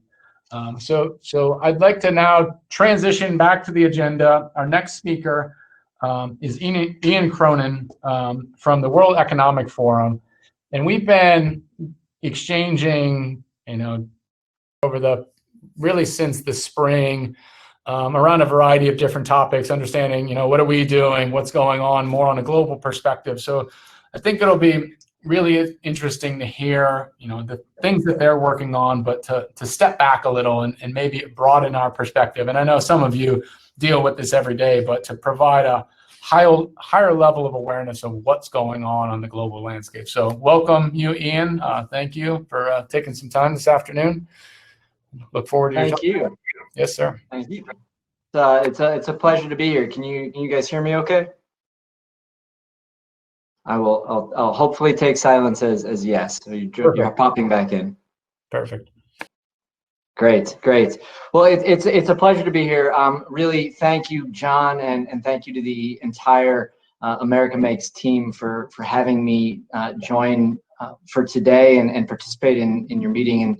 And I think some of the elements that John was just speaking of, particularly regarding the COVID response of the additive manufacturing industry community. I wanted to just start there and say to all of you engaged in additive manufacturing, we at the World Economic Forum really take our hats off to this entire community. I think I'll go into more of what we're seeing in global manufacturing, advanced manufacturing, where we see sort of the future of additive manufacturing. But before I get into any of that, I think it really has been an incredible last 9 months. I think few industries have responded as tangibly, as concretely, and in such a life-saving way as the additive manufacturing industry has done, and really outlined new levels of collaboration for advanced manufacturing and manufacturers in general on how companies can work together. So again, just want to say from our perspective, I'm sitting here in Geneva, Switzerland, and want to say congrats to the community for stepping up and playing such a vital role as the world tries to and continues to try to respond to this situation. I think the context of where we sit in this new global situation is undeniable. It's really an important piece of what I'll try to talk about to you in the next 25 minutes or so that I have. But maybe first, I realize that the World Economic Forum is not known to everyone. I'll put some slides up on the screen. I'm going to try not to only use slides, because I know that as all of us sit in front of our computers all day, that can be a bit of a challenge. So I'll put this up, and if you guys can see it or you can't see it, let me know. But really, I want to try to talk to you today about these global drivers of transformation for additive manufacturing. And as I mentioned, before I jump into that, wanted to give some context for who we are at the World Economic Forum. I think most people know us from our annual meeting in Davos, where we bring together global leaders to talk about some of the growing challenges across the world. In reality, that's about 10% of what we actually do. So who we are is we're an international organization, as I mentioned, sitting here in Geneva in Switzerland, focused on public-private cooperation. So how do we bring businesses, government, civil society, and academia together to address some of the largest challenges around the world? The way that we do that is what we call our platform leadership. And within that context, I actually sit within what we call our platform for shaping the future of advanced manufacturing and production. And our goal is really, the 4 A's that I've put across the screen, but to help anticipate, aggregate, accelerate, and amplify what is going on, and to achieve the potential that manufacturing has in really changing lives. And we know manufacturing makes up an enormous part of the global economy, and that it is instrumental to every part of the economic models that we see around the world today, regardless of what country we're looking at. Obviously, different sectors, different industries, and different extents, but there's no doubt that it really is a central pillar to growth and prosperity and well-being for people. And so that's really where we start within our platform. And again, we have a specific vision of saying, what's the potential, what's the possibility, and what can the future look like? And so, I think as I see what the additive manufacturing industry has done over the last months, it's been incredible to see a business sector step up in such a very human way. And I think we were really amazed to see that happen where we sit, particularly because that's also part of what our goal is, and in ensuring a future that's inclusive, people-centered, agile, sustainable, and globally connected for manufacturing. And we do that through facing a number of different challenges and initiatives, and bringing, as I mentioned, business and public sector players together. But that's really our focus, and where I'm coming from sitting here is saying, what are the global trends that are impacting manufacturing, and then what are the key industry sectors or technologies that we need to look at, and in particular, additive manufacturing, 3D printing. This is a space that is incredibly interesting, that we're spending more and more of our time and energy on, because our goal is to really try to understand where the world is going, and you can't have that conversation if you're not talking about additive manufacturing and 3D printing. I think I'll jump right into some of this, and maybe I'll stop sharing just for a moment. The piece that I think is if you would have asked me, 9 months ago, what's the future of additive manufacturing, and what are the key elements that we need to look at, what's going to be the most transformative, I think I would have first said, well, we need to look at global trade policy.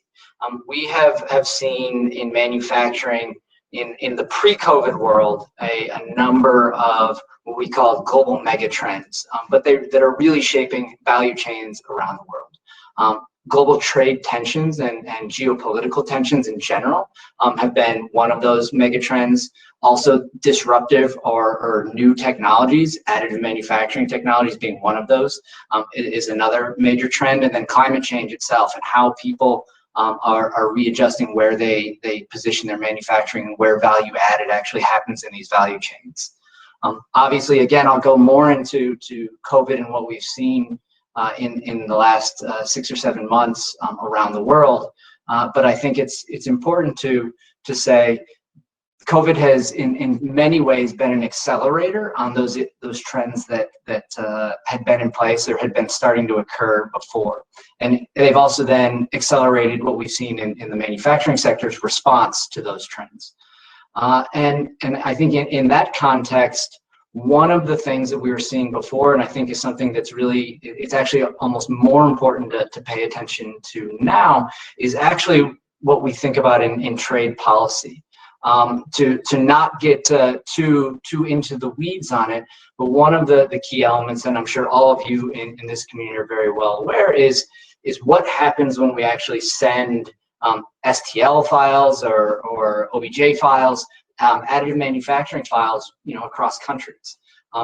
We've been looking, the World Trade Organization, going all the way back to 1998, has a declaration on electronic commerce, and specifically a moratorium on putting taxes on actually the transfer of electronic files like that. And it's been renewed every 2 years since 1998. But one of the things we were seeing is countries starting to look into, is with the growth of sectors like additive manufacturing, where companies can literally, instead of having to ship a product, can ship a file, and then the product is made in that space. Is there the potential that there's enough revenue loss for countries that they would want to begin looking at those taxes? I think in the pre-COVID world, the general consensus was, well, it's an interesting topic, but it's probably not going to happen in any time in the near future, because if you have sort of this tit for tat taxations and tariffs put in place, countries will end up actually losing more than they would gain by putting those taxes in place. What I spoke to at the very beginning about additive manufacturing's response to COVID, in many ways has been incredible, but it's also shown the potential of the industry and the potential of the industry to actually deliver on things that I think many traditional or large OEMs sort of speculated as interesting, and your industry sector has actually shown that it can deliver, it can do many of these things, it can produce at scale, it can shift production lines quickly, and that's extremely appealing, and I'll go more into that as I mentioned in a minute. But in that context, I think you'll also begin to see many countries, as businesses begin to look more and more at 3D printing and additive manufacturing solutions, you'll see countries begin to revisit this topic around how we look at trade policy, particularly in the transfer of additive and 3D printing files that are transferring across borders. So, this is, I think, something that's important to keep in mind for industry players like yourselves, and it's fantastic that you have an organization like America Makes that is helping to bridge the gap between critical industry players and the government and the key policy makers who will actually be making these decisions, because it's important that your industry sector has a voice in how, if and how that comes to be, what's the impact for the industry. I think additive manufacturing 3D printing has shown that it can do many things, but obviously there's a long way to go.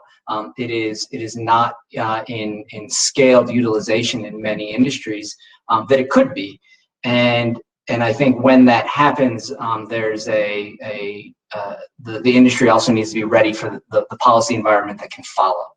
And so, by engaging in with America Makes and with other collaborative efforts, I think it's important to try to shape the future rather than have to react to a future that's being shaped by someone else. So I think that's one of the key elements that I wanted to talk about in sort of what we were seeing in a pre-COVID space and these global megatrends, and then transition into what are we actually seeing as a result of COVID. Looks like I'm trying to share this again, pop up on the screen here. If I can get it to go, there we go. So when we look at the future of manufacturing and production in a new global context, just to give some context of where the numbers and the things that I'll talk about, we in the spring, right when we started seeing this mass disruption of manufacturing around the world, put ourselves in touch with over 400 senior executives, and we were working very closely with Cronin, on this effort to really understand how are they seeing these shifts, how are they beginning to adapt, how are they manufacturing. And this is not just additive, but really manufacturing sectors at large, and in particular supply chain experts, and what were they seeing, and how were, if and how were they actually being disrupted, and to what extent. I think it's no surprise to hear that 82% said that they were highly disrupted. I think particularly at this point, if we all look back to April, May, and the squeeze and the impact of when we see these global supply chains, and what happens when we see disruptions in some of the major centers of where key parts of production happen.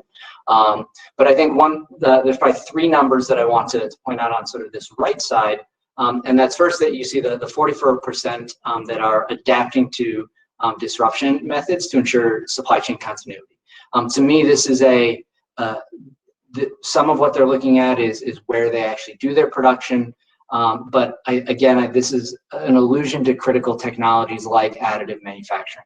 I think the 40% of overhauling the manufacturing supply network, and 40% greater focus on risk management. Again, these are all, I think, opportunities that we're seeing for sectors like additive manufacturing. Obviously, it's not the only sector who has the potential to play a key position in this, but this is really something front and center. Every manufacturer in every sector that we talk to is saying, how do I become more resilient?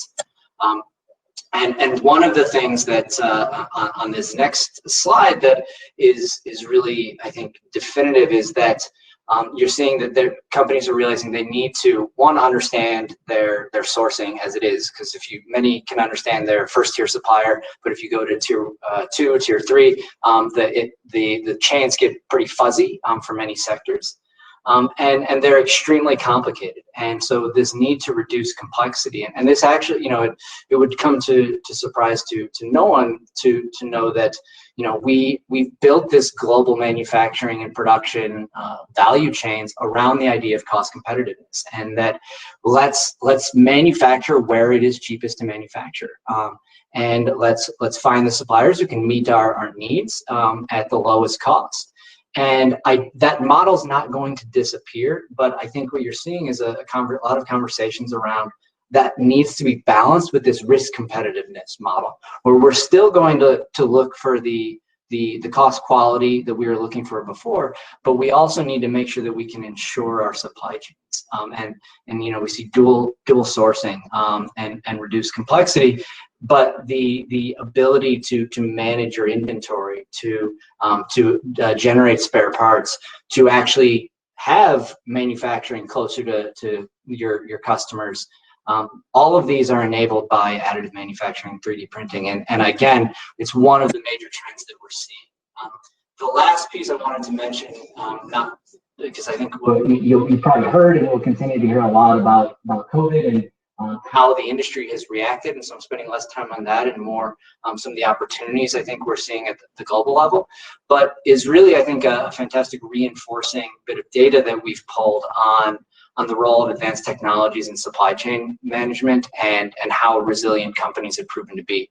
And here you can see a statistically significant correlation between the use and implementation of advanced technologies and how well those companies have fared during these disruptions. And again, this isn't looking only at additive manufacturing.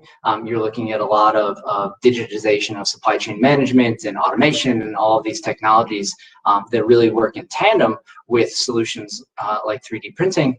But I think it's really critical, and it's reinforcing to know that the industry has an opportunity here to say, look, we are an instrumental element if you want to be resilient, because this disruption is happening, it's ongoing. We all hope that it gets better in the next few months with potential vaccines and all that, but that's not assured.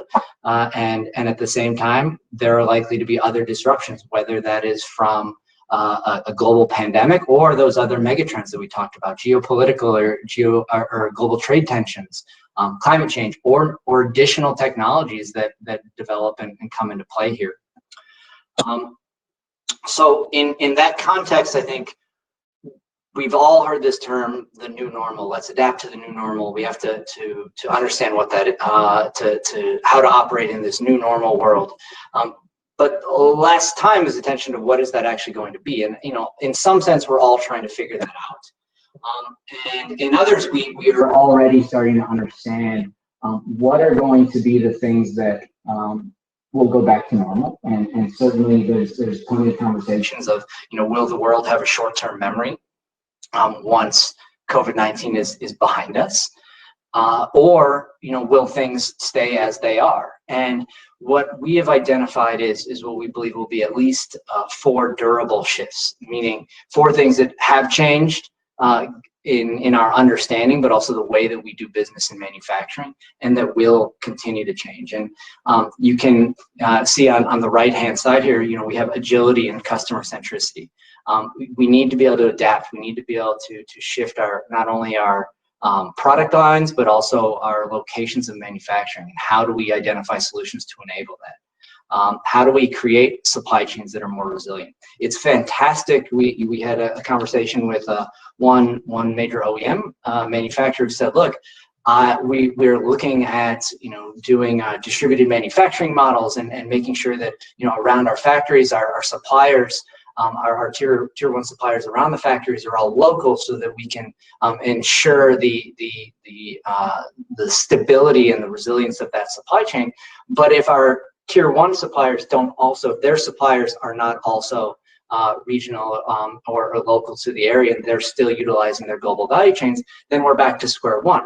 And so how do you actually also enable collaboration in your manufacturing ecosystems up and down the value chain to ensure this level of resilience? And this is again where critical technologies like additive manufacturing are really critical in ensuring those types of shifts. Also, I think anyone who looks at the 4 on the right could say, that's agility, customer centricity, that's additive. Supply chain resilience, that's additive. Speed and productivity, that's additive. And eco-efficiency also. We're again going back to pre-COVID conversations. We were speaking with in the context of even thinking about sustainability. You think about how much air is in a transportation ships. The fact that the cargo containers are not actually packed to the brim. Parts and boxes have space. They're not fully packed. However, if you're shipping additive manufacturing 3D printing powder, you can literally pack that as full as it can get. And you can change very much the way that we think about the shipping and the movement of goods around the world. So there's huge opportunities here for how we can actually leverage technologies like additive manufacturing to ensure a better future for every manufacturing sector around the world. I think these are some of the shifts, and I want to make sure I leave time for questions. But one of the things I want to go back to this slide that I had put on at the very beginning around where do we fit within the World Economic Forum? What do we try to do? And one of the key areas here I just wanted to highlight is anticipate. Part of our job is to try to understand where's the world headed, what are the technologies that are going to be most transformative, and where do we need to be paying attention. And I think when it comes to additive manufacturing, this is absolutely one of the sectors that we know has the most potential to really and concretely change how we think about manufacturing. And even if just trying to explain the process of additive manufacturing, I mean, that is game changing from traditional subtractive manufacturing. And in the same way, the industry can be that significant and substantial to every sector. And I think you're starting to see leaders around the world in these, from everything from the consumer goods sector to the automotive to the aerospace. To food and beverage, starting to see the potential here and trying to understand, how can they leverage it. Our chairman at the World Economic Forum has referred to the COVID-19 as an opportunity for the Great Reset. It's a possibility. It's not an eventuality. But as we've sort of thought about that idea of that, how can we re-engineer the world to be what it should be? Our team in particular sees, if the Great Reset is a possibility, manufacturing is the engine behind the Great Reset. And as I was preparing for this conversation here today, I was thinking, where does additive manufacturing, if I'm going to extend the metaphor here, and I think that it's sort of the turbocharger in the engine, that it has the ability to drastically accelerate the changes and the potential of the industry. But the turbocharger only works if it's actually fully built into the existing system. And that's one of those pieces, and I'll stop sharing here, that I think really requires a lot of collaboration, both within your industry and then beyond. And there's some great examples of this already. I was just having a conversation the other day in Michigan. There's an organization called Automation Alley in Michigan that is working with additive manufacturers to develop a blockchain connected ecosystem for rapid response in the event of situations like COVID-19. So how do they interconnect 3D printers themselves that are normally purposed for whatever the company that owns them happens to be doing, but can be enabled to support rapid response in situations like this. In Europe, where I'm we're working very closely with a number of players here. The European Commission has just announced a new effort around. It's actually built on the idea that if you look at how, in some ways, how organizations and even if you look at the military, how they drill to be as effective as they can in the event of emergencies, that actually creating connected ecosystems in manufacturing and drilling to respond, to be prepared so that when organizations and companies have to repurpose their manufacturing networks, they're ready to do so. And this is something that, looking again, that additive manufacturing is at the heart of here in Europe, in that conversation on how do you actually prepare, connect, and then drill to be ready for these types of potential situations if we have to repurpose manufacturing lines to create something other than what was their primary purpose. So I think that's most of what I wanted to cover here today, and I'm happy to take any questions. But again, I just want to reiterate that I think that collaboration and those opportunities are really at the heart of what is possible for advanced manufacturing and additive manufacturing and achieving its potential here.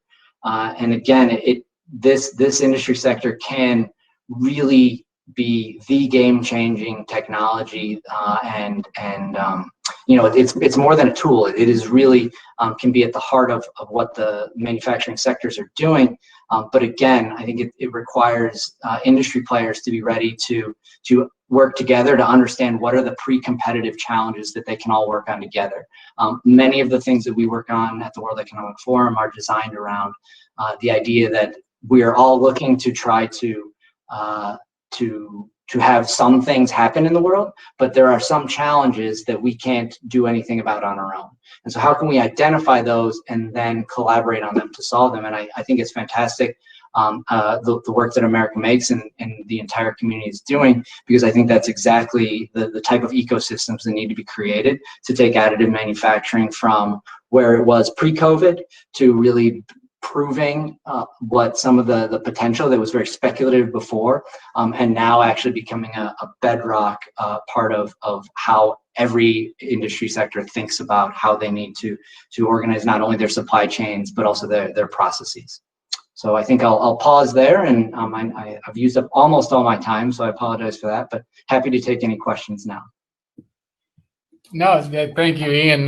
Really, really interesting update. So there's two questions that kind of came to the top. So we'll take the first one and see if we have enough time for the other. But so the overwhelming lead here is, what is your perspective on state of additive technology, by country or region. So, how is one region comparing to the next? Is there an area that is leading tech development, or is there, maybe talk about areas that are leading in funding of technology? Do you have comments on that? Yeah, we're looking into that exact question right now. The government and then also regional investment in additive manufacturing technology. So this is certainly a piece of work that I don't have a full answer. What I can tell you is that particularly in the ecosystem development, you're seeing a large investment in Europe, particularly in Northern Europe. Around you have the Danish additive manufacturing hub is putting a lot of investment into how they connect. Also, and it's an interesting example there. It's a population of I think 5 million people in the entire country, but they realize that if they're going to compete on the global stage, additive manufacturing is one of the only ways they're going to be able to do it. How do they have their manufacturers be able to compete with manufacturers all around the world? And I think that is actually a model that works and is very relatable to, if you look at the U.S. I mean, 5 million people is smaller than many states in the United States, and so those types of ecosystems to enable local manufacturers, I think, is an incredible model that could be followed. But I'll also be coming back to you hopefully soon with some more information on the investment portfolios around the world. No, perfect. Yeah, we'd certainly be interested. Membership and we as a institution are certainly interested in that. I think it's a really important topic. We're going to hit on it a little bit during the government relations panel here in a couple hours. So if you want to stay up late tonight, I'll do my best. I'll do my best. Maybe interesting. So one quick last one. I'll make you do the quick answer to. Second one there, agile manufacturing has been centered on software. So most of the work that's gone into agile has been focused on the software side of things. Now that we see additive kind of cement its position as a technology that can also be a big part of the solution, where do you see them coming together to support Industry 4.0? So what are your visions on kind of the combination of software and AM moving forward to support Industry 4.0? Yeah, I think if you look at the most advanced manufacturing sites around the world, they are the most advanced. We have an initiative called the Global Lighthouse Network, specifically designed to identify those sites. We've identified 54, but they are the most advanced because of their integration. Wanted to give everyone an update on a couple of things around project calls. So if you were part of the technical review and exchange in August that we did with Ohio State, or virtually at Ohio State, we announced a few different opportunities for project funding all at the same time. So I'm going to give a quick recap on where we're at with those, and pretty exciting. We've been able to turn these quickly. Everyone knew they were short duration, and these are also expected to be completed relatively quickly. So for the open project call, there was a number of different topics that were put out that people could propose against. We ultimately got a number of proposals in, went through the review and down select process with the evaluation team, across a variety of different organizations or agencies. And ultimately, we have identified here, there's 4 different teams that have been identified and are moving forward to get projects on contract. There is a 5th that is in negotiations. So we're working through some clarifications on a 5th project. So just quickly to go through these, there's 2 teams that are addressing the topic of machine learning and artificial intelligence for prediction, identification, and translation of AM process parameters. Those teams are Senval and Penn State ARL.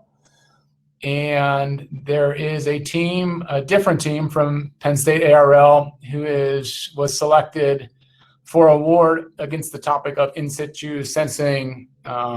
This is really focused on cross calibration. So, those three. And then finally, there is a topic.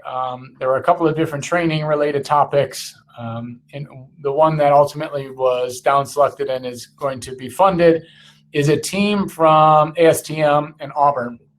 And that will be focused on developing cybersecurity for AM training. So those four have been notified, and we'll work through getting them on contract here in the very near term. Remember, these all have quick turns. The expectation is that these are all completed by late spring of next year, and then we'll restart the cycle with the new funding for the next fiscal year, the cooperative agreement.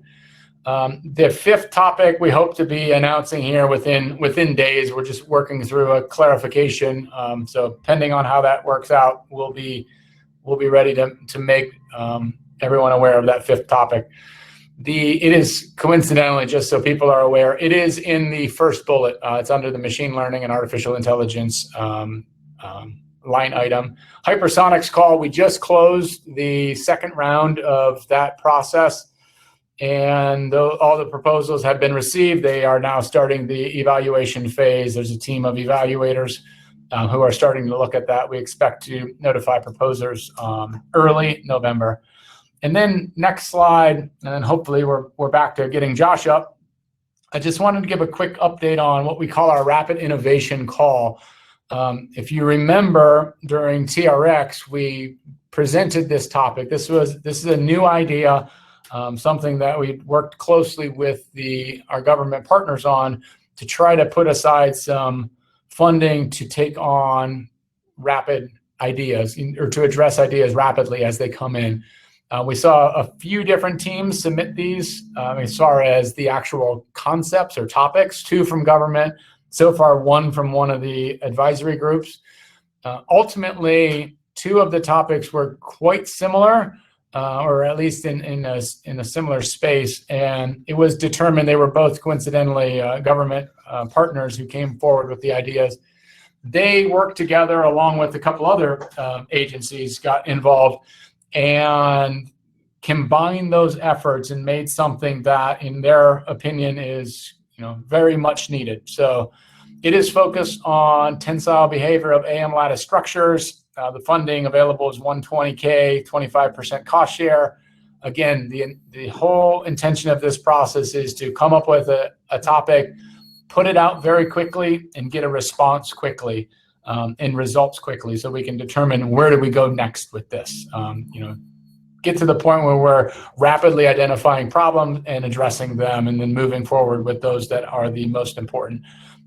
Proposals are due in just over 2 weeks on this, so this is going to be an extremely rapid turn for people.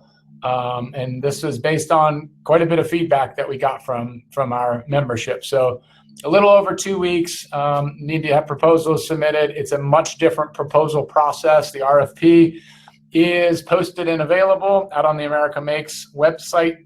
You'll see a reference to this tomorrow in the America Makes newsletter for those of you that are members.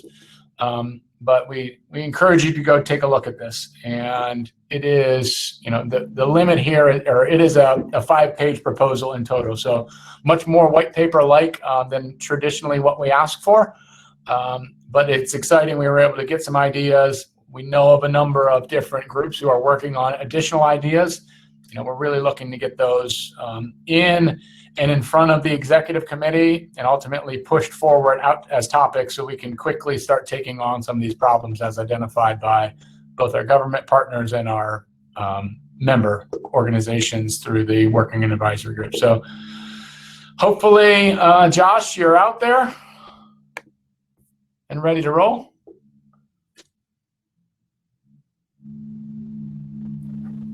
Well, when you see me that there's something wrong. So Josh has to reboot, unfortunately. So if you want to go over a couple more things, and I'll let you know when Josh is back up and ready to go. Perfect. So one other topic that we wanted to cover, and there's a few we can do here, but the one in particular, I'll ask Brandon Rivik to come turn your camera on and your mic on. And there is a slide on there, if you can pull up on the Oasis Challenge. And Brandon is going to talk about what the opportunity is related to the Oasis Challenge. It was something that we briefed initially at TRX, and it is now at the point where we are ready to talk some more about it. So, Dr. Rivik, over to you. And Andera, can you pull up the slide? I wish I could help more, but Pulling it up now. I am not capable today. That's what we're here for. Thanks, John. Good afternoon, everyone. So I'll just kind of start to ramble on while the slide comes up for the sake of time. Oh, there she is. So, so just to kind of recap the Oasis Challenge, what is that? So it's a open scan strategies challenge, right? So the intent is to provide some encouragement so that folks can go out and develop codes which address a deeper need to leverage an open source scan strategy to derive greater control in terms of the additive manufacturing process. So the hope there is that we're going to go out and quantify and understand the impact of that decision on things like geometric feature resolution in terms of its nominal geometry, the ability to build complex structures. So you see some artifacts on the right-hand side. They look like these kind of Christmas tree-shaped cones. They contain some lattice structure. We want to understand the degree of complexity that we can promote relating back to the ability to control the process using the software solution. In addition, we're going to look at the tolerance of that nut and some of the surface finish of the features of that nut. In addition, there'll be evaluation of tensile properties as well. In addition to that, understanding the impact of the scan strategy or the approach that's derived from the solution to promote a dense product. So looking at the microstructure, understanding porosity content. So the submissions there, the submission details are there. We're looking to get folks engaged and submitting wonderful ideas, which we all know you have those. Strong promotion of open source ideas. So in order to be considered for an award, you need to be a member. And there's some constraints around where the funding can go in terms of, we can't send it out of the country and things like that. And some disclaimers are on there. You'll find all those. But ultimately, we're hoping to get those great ideas, those great solutions in December. And so, there's some cash awards to thank you and identify your hard work and merit of the effort. But really that's a summary of that. But I think one thing to note is that this is really, thankfully, the result of some hard work and good investment at the Institute over the last 3 years or so. So what this is leveraging is software and controller capability that's been largely developed in the earlier stage programs, which have led to ALSAM. And where the demonstration will occur is on that prototype machine or that first article piece of equipment that's being built at GE Research right now. And so Bill Carter's team is a big thanks for all that effort. And so that's where all of this will be validated. And the material that's being targeted for this as well is TIE 6.4. I think that's everything I had. I think we've had Josh come to the stage and go sit down about 4 times now. Sorry, Josh. Thanks, everyone, for your patience. All right, here we go. Okay, so hopefully I still have everyone. Again, apologize for the technical difficulties here as we kind of get spooled up. As John mentioned, certainly want to give an overview of American Makes Education Workforce Development, talk a little bit about where we are and things we're working on, as well as, most importantly, engagement opportunities for you all with us in education workforce development. Here at American Makes. So we currently have 12 active projects within the portfolio, 6 new projects launching very soon in the coming months.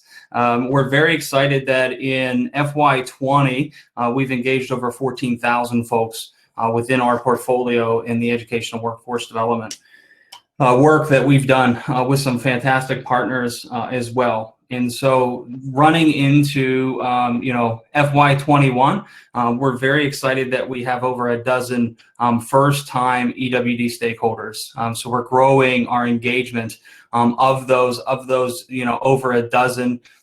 10 of those are members within American Makes. So definitely engaging the membership and leveraging the expertise that's out there within our membership as well. I definitely want to build from that, and you'll see here in a little bit when we talk a little bit about kind of our mission of what we do and how we do it. Certainly looking forward to that as well. So definitely growing, looking at working across institute as well. We have 2 new projects that are spooling up that will be working with sister institutes. So we're really excited for that work as well. And then working on 3 statewide projects and with about 7 national partners as well. And again, bringing those resources and assets and leveraging our membership and the expertise within the educational workforce development community out to those partners.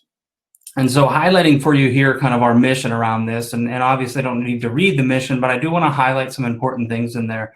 Some of the first things you'll see in there is partnerships and collaborations. Some of the most key focus of our mission within education, EWD is commonly referred to, is really bringing, how do we bring national scope with local impact? And we only do that by engaging folks like everyone that's on the phone currently right now, and really saying, how do we bring in and identify and amplify some of those best practices within the industry? How do we then, amplify that within that local community? And we do that through collaboration. And we do that through making sure that the voice of both industry and defense is within and validated through that work as well. So you'll see all of that kind of in this mission. And again, our goal is to be a collaborator there. As John mentioned, catalyze, connect, and convene. That's really the spirit of what we do within the EWD portfolio, just the same way. So as we look here, it's really 4 big pillars. The first being defining, identifying, and executing requirements. And I'll talk a little bit about some of this. This really drives back to the roadmap work. And so we continue to drive, and it's taking a little longer than what we had hoped because we found more than we thought we had, which was really great. We actually have 114 of what we've mined back to 2012 assets in what we call the EWD library. And so we continue to mine those. We've aligned them to the roadmap. We've added verticals to the roadmap to make that more of a matrix, so we can also categorize where these happen in the educational workforce development space. Are they K-12? Are they post-secondary? Are they kind of within that 2 or 4 year degrees? Are they incumbent workers? Are they DoD specific?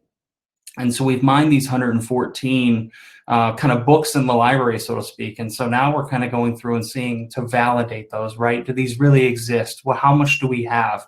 Are they tied up with background IP or licensing and those kind of things, just so we have awareness around those things as well. And so we continue to drive through that work, and then we continue to do the gap analysis that builds off of that. So we can see kind of through a heat map process of where we're strong and where we're weak, and where we can fill some of those gaps, or where we might have partners or even industry to fill that gap for us. And so again, our goal is not to say we have a solution for all of that, but the greater ecosystem, including all of you on the line with us today, have a solution for that. And so we did look at over 350 external organizations and kind of map them also to the roadmap, so we can really see some of those industry trends and industry gaps. So look for more of that to come out throughout this year as well, as we kind of go through and really finalize some of that data mining that we're doing within that requirements work. The second pillar here is really around industry recognized credentials.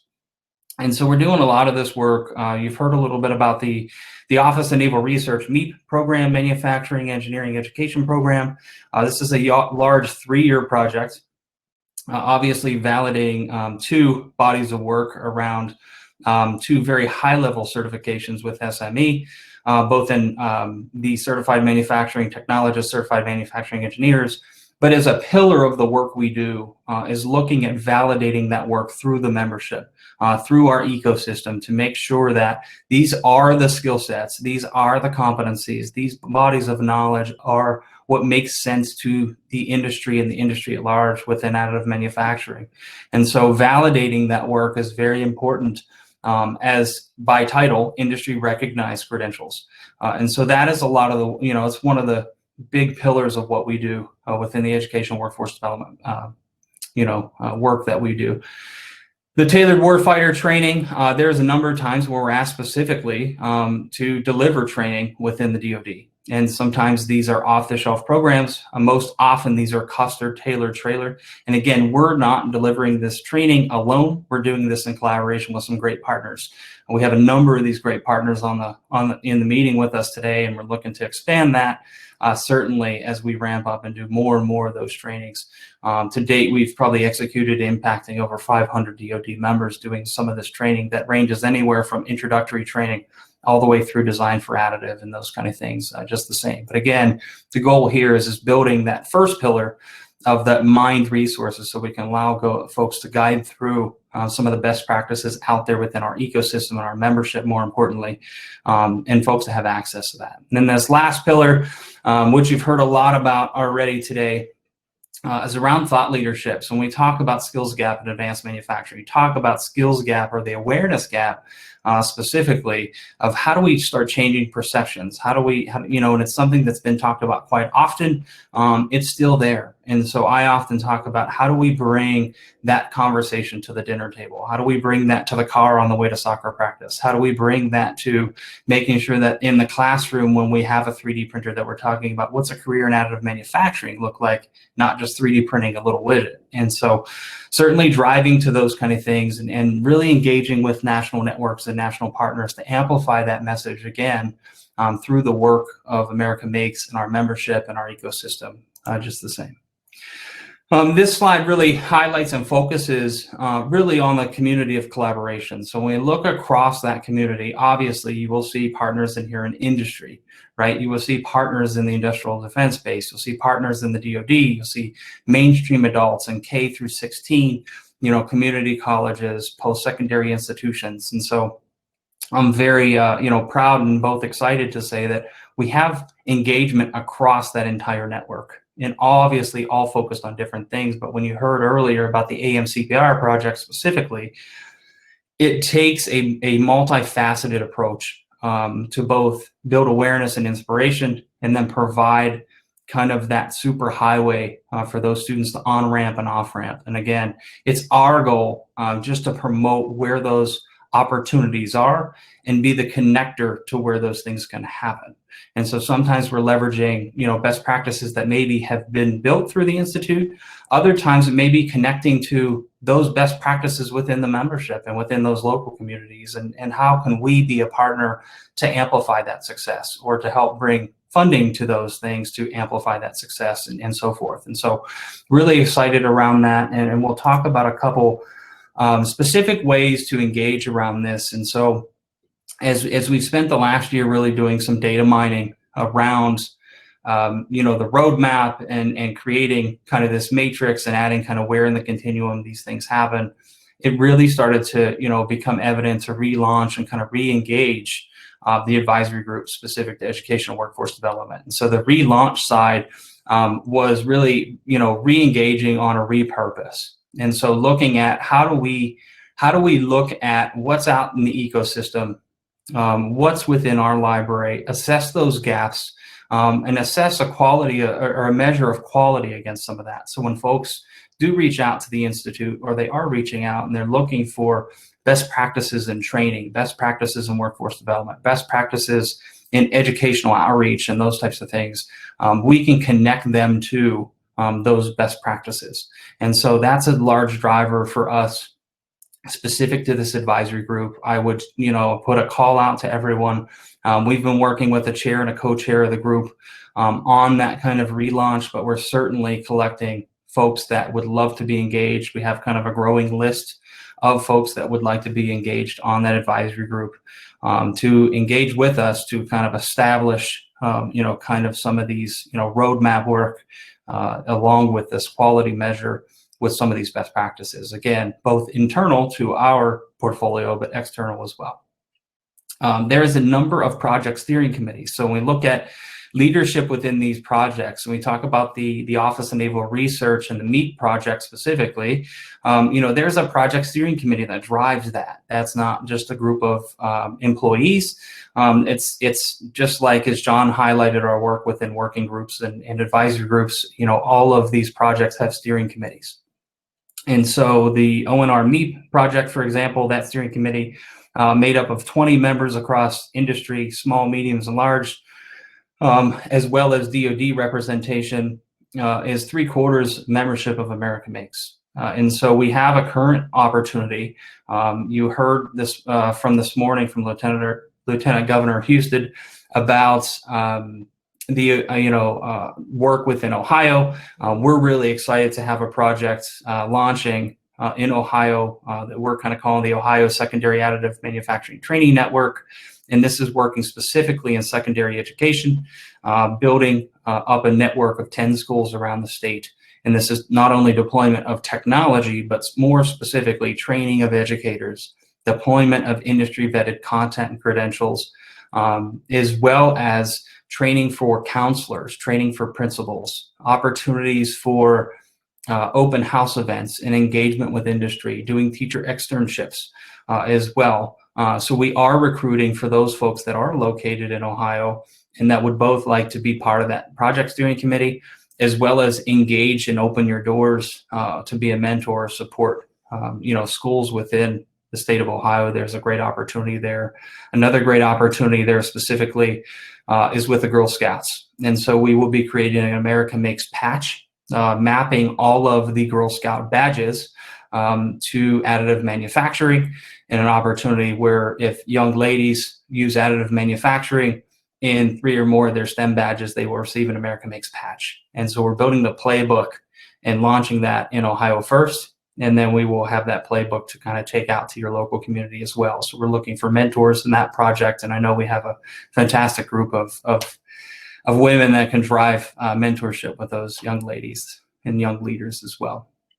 And that kind of leads into this local leadership side of things. So engagement and deployment of these assets and resources locally is a big part of that, right? And so we want to do our part in kind of educating and providing an opportunity to learn what books we have in our library and what's out there and what's good and those kind of things. And that's the important work of the advisory group specifically, is to validate that so that you all as members and partners in the greater ecosystem would understand what America Makes does have as far as assets, and how do we then leverage those to become resources locally in schools and community-based organizations, as well as post-secondary institutions or even companies as well. And then this last piece is collaboration and promotion. So obviously, highlighting successes, those kind of things. So we talk about the opportunity with AMCPR and the opportunity to reskill and upskill workforce. What a fantastic opportunity to have, folks go through that program and then get hired on, through an America Makes member company that also is looking for a workforce or looking for some talent as well. And so, highlighting that, as well as, reaching out and exploring collaboration on future proposals. We have done that in the past. We continue to do it. We've done it with a number of members where we've, have brainstorm sessions and whiteboarding sessions to look at, where do our missions collide? Where are there strengths that we can help and assist with? Again, to maybe take a program that's been very successful locally. How do we take and scale that across to multiple networks? Or maybe it's, work with Aaron and the great work in the satellite centers, and how do we, unplug something local and take it to that network as well? Or how do we, engage some of our national conversation, to amplify that message as well? Some assets and resources that I think could provide some really kind of, spur of the moment use cases immediately. The Office of Naval Research project that you've heard me talking about, 35 new e-learning classes will be created by the end of next year. 16 of those are live right now, meaning that they can be deployed. We're currently in a planning session. We have a full instructor-led training that's also been developed here as well. And that instructor-led training will be going live soon. So again, a great opportunity to access these coursework. The instructor-led training will be looking to move those virtual. So looking at potentially 3 instances of those. This will be optimizing for additive manufacturing. 1 of 2 instructor-led trainings, maybe looking at 3 instances that will exist with that. So if you're interested in those, again, keep an eye out for those announcements and sign up. We'd love to kind of get your feedback on those pilots as we kind of build those moving forward again. And so the additive apprenticeship is another great opportunity. So we've been working with, the past several years to build the first additive apprenticeship program. And we've done that in collaboration with a project led by the Robert C. Byrd Institute out of Marshall University in West Virginia. And so again, that framework was validated and built through the membership and partners within the ecosystem as well. And so we'll be holding a webinar coming up this November on deployment. So how do I what are the steps that I need to take to deploy that? And RCBI, they have a table here with us today and will tomorrow as well. But they have, resources. They have a large Department of Labor grant, to deploy that as well for the next year. So, if you're looking for a, great way to, build a robust system of apprenticeship within your organization, reach out. We'll be glad to help with that as well. You heard a little bit about the NIST AMCPR opportunity. We will have 1,000 scholarships going out to a course library of 24 courses that have been vetted and built through the ONR MEET project. We will also map those content to industry recognized credentials. We'll have about 85 or so no-cost industry credentials that will also be deployed under that project. Again, these are all access things that all of you as members in the larger ecosystem have access to. So feel free to reach out to us on that as well. We're also working on new micro-learning and e-learning digital modules. These are based and built to the digital badges that we did in collaboration with the Fab Lab Hub and Sarah Boisvert, who's again with us today as well. We're actually backfilling the badges now with content, and specifically dynamic e-learning content, so that schools and makerspaces have the opportunity to access industry vetted content here specifically. And then a brand new credential with NOCTI, who's the largest third-party credentialing body in the United States. And this is aimed towards early high school. So one of the gaps that we saw was being able almost to the on-ramp of additive. So looking at a cross-curricular approach to saying, what are those essential skill sets before I even were validated into, skill sets and competencies within additive. And so looking at things like measurement and quality and understanding manufacturing process and materials and logistics and all that kind of stuff, as well as how do I operate a 3D printer. And so we're excited to be kicking off that project and that work as well. You heard a little bit about the Ohio Secondary Additive Manufacturing Training Program. And so we will be developing new credentials from NIMS, which is a large national credentialing body. Again, this one specifically focused on post-processing metal parts. So NIMS is very well known for, machining as well as others certifications, industry recognized certifications. And so this was a, kind of a gap that we saw looking forward as we've heard from many stakeholders within the membership of post-processing parts. Specifically, you heard me talk a little bit about the new America Makes Girl Scout batch and the playbook that will come from that, specifically where we can deploy that across the U.S. And then that will also include a middle school recruitment toolkit. So how do schools talk to parents specifically about advanced manufacturing? How do they talk to students? Having access to a hands-on activity that they can deploy right in their own community as well. And then obviously, capitalizing on this EWD roadmaps work here as well. And you've heard me talk about the 114 internal projects and those kind of things. So more to come on that one as we begin to wrap up some of that initial validation work as well. Just wrapping out some subject matter expertise stuff. We will be putting calls out for subject matter experts. And again, for you folks that are on the technical minded side, we do look for subject matter expertise to validate these things for us. ONR MEP, again, we have the second instructor-led training program that's currently being developed. So we're looking for that. We're also looking for engagement on the MEP project specific to regional assessment within underrepresented groups or veteran-owned companies. So if you're fit one of those groups, certainly reach out to us, because we are looking for assessments on what are those hurdles and how do we overcome hurdles within education and workforce development within those groups. We talk about the NIST AMCPR. Again, we'll be putting a call out very shortly on subject matter experts for the development of the framework of the new NOCTI credential, as well as the the building of the body of knowledge within that.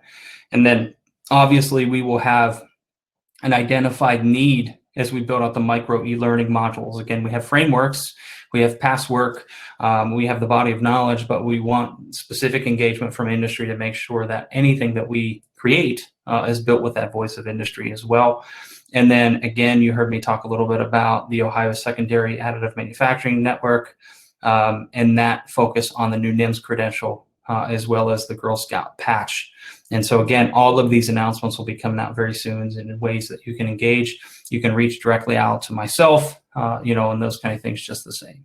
And so with that, here's my contact information. I'm sure I'm well over my time being late to the technology and those kind of things. I will stop sharing so that I now can see, the question screen as well. So hopefully everyone's still here and I didn't just talk for 30 minutes to myself. No, we're hear you loud and clear, sir. So let's take a couple of these top two questions. They all voted up pretty quickly here in the last couple of minutes of your talk. The top one there is, what opportunities exist for academic partners to access educational materials for incorporation into their own course materials? Yeah, so one of the things that we're doing specifically with the roadmap work is mining that and aligning it to the roadmap. So when you look at our roadmap right now, you'll see 25 CTEs, you'll see all the 5 swim lanes. One of the things that we did was we started adding verticals to that to make it a matrix so that you could very quickly see, okay, I'm looking for instructor-led content in the post-secondary environment, and you would be able to access everything in that cell or that quadrant. And so as we get further and further in that specific process, you'll be able to have kind of that roadmap of roadmaps, or at least the GPS function to say, where is all of this stuff within the digital storefront, and those hot links to get you to that content within the digital storefront. But we needed to mine that data first to know where it was, as well as kind of run it at least through a quality filter to make sure that we had all of the essential components as well. Good deal. And next one, or I'll say last one, is there standard practice to defining and achieving board adoption for or of industry recognized credentials? And that second question is, I think a little different. How can folks get engaged? Which you covered a little bit at the end, but. Yeah, there are several very standard practices through international bodies of standards of credentialing. And so some of those are within ISO or ANSI standards as well on content development. And again, our goal is not to be the standards-based organization, but to be the body that can help validate or build the framework of that content. So to have the voice of industry and defense in that conversation to make sure that when those frameworks are developed or vetted, that we make sure the content matches the need that we see within membership. And then again, when you see all of these projects and you hear these things and you're looking to get engaged in these projects, certainly we do a lot of push out to you, call outs for SMEs and call outs for those things, but certainly reach out even to myself, even if you have an idea that you're looking to engage with us on, or you'd like an opportunity or those kind of things. We can certainly look at filling gaps within the roadmap with those. Perfect. Well, thank you, sir. Appreciate everything you're doing and all the work you're doing with our members to move this very important portion of what we do as an institute forward. So thank you, sir. We're going to go and transition into break right now. We're going to stick to our schedule and make sure we come back at 3:30 Eastern. As we're going into break, just a couple of things to point out. Up on the screen right now, you'll see a slide for the Advanced Manufacturing Olympics. Hopefully you've heard about this at this point in time. If not, we really encourage you to take a look at the agenda. It was officially released, the final agenda, yesterday. And you can actually find, when we get sent over to the show floor, you'll be able to see an icon, and I believe it's in the lower left-hand corner. If you click on that, you can actually register for the event directly from there. There's a number of hot links that exist, including in the lower right-hand corner. If you click on that, there's a floor layout that shows where each of the individual sponsors or tables are for organizations, floor by floor by floor. So we're going to take a break now for about 17 minutes. We'll be back and really encourage you to come back. The next panel is going to be really interesting, talking about government relations and how to get involved and be part of this change. So thank you all. Talk to you soon. Representative Stevens is a huge advocate of the additive industry, and I think she is constantly. We had a call with her staff a couple of weeks ago. Those of us on the phone right now, or on the screen right now, had a call with her staff as well as John. And one of the things that she constantly reminds us is how important it is to find those advocates within Congress. And I think that's a really good place to kind of start this conversation. A lot of folks, I would imagine a lot of companies on the, at MMX today, and I would be very interested to see if you want to put in the chat, whether or not your company has a government relations department, or how your company, what your exposure to government relations would be. That would be just kind of an interesting level set for us to kind of see that. But every company has a different approach. And really, I think one of the common themes is that a lot of us, unless we're actively engaged in government relations, don't necessarily know who those advocates for our issues are on Congress, and don't quite grasp how important that could be. If we don't communicate with them, they're not going to know us. And every company has a different way of doing that. So maybe starting with you, Bridget, just kind of hoping, you might be able to share with us what is, GE Additive's approach to government relations. And obviously that's going to be different than John's, and a lot of different issues as well. Same with Kasha's, but hoping maybe you could kind of shed some light on that. Yes, absolutely. I'm happy to. And, it's an interesting, to your point, Andy, it just kind of understanding where everybody is in the audience in terms of your knowledge base for government relations. So welcome folks putting in the chat any of your impressions of government relations, or if it's something that's brand new to you, we'd love to know that as well. But as far as GE Additive is concerned, we're obviously part of the larger umbrella of the General Electric company.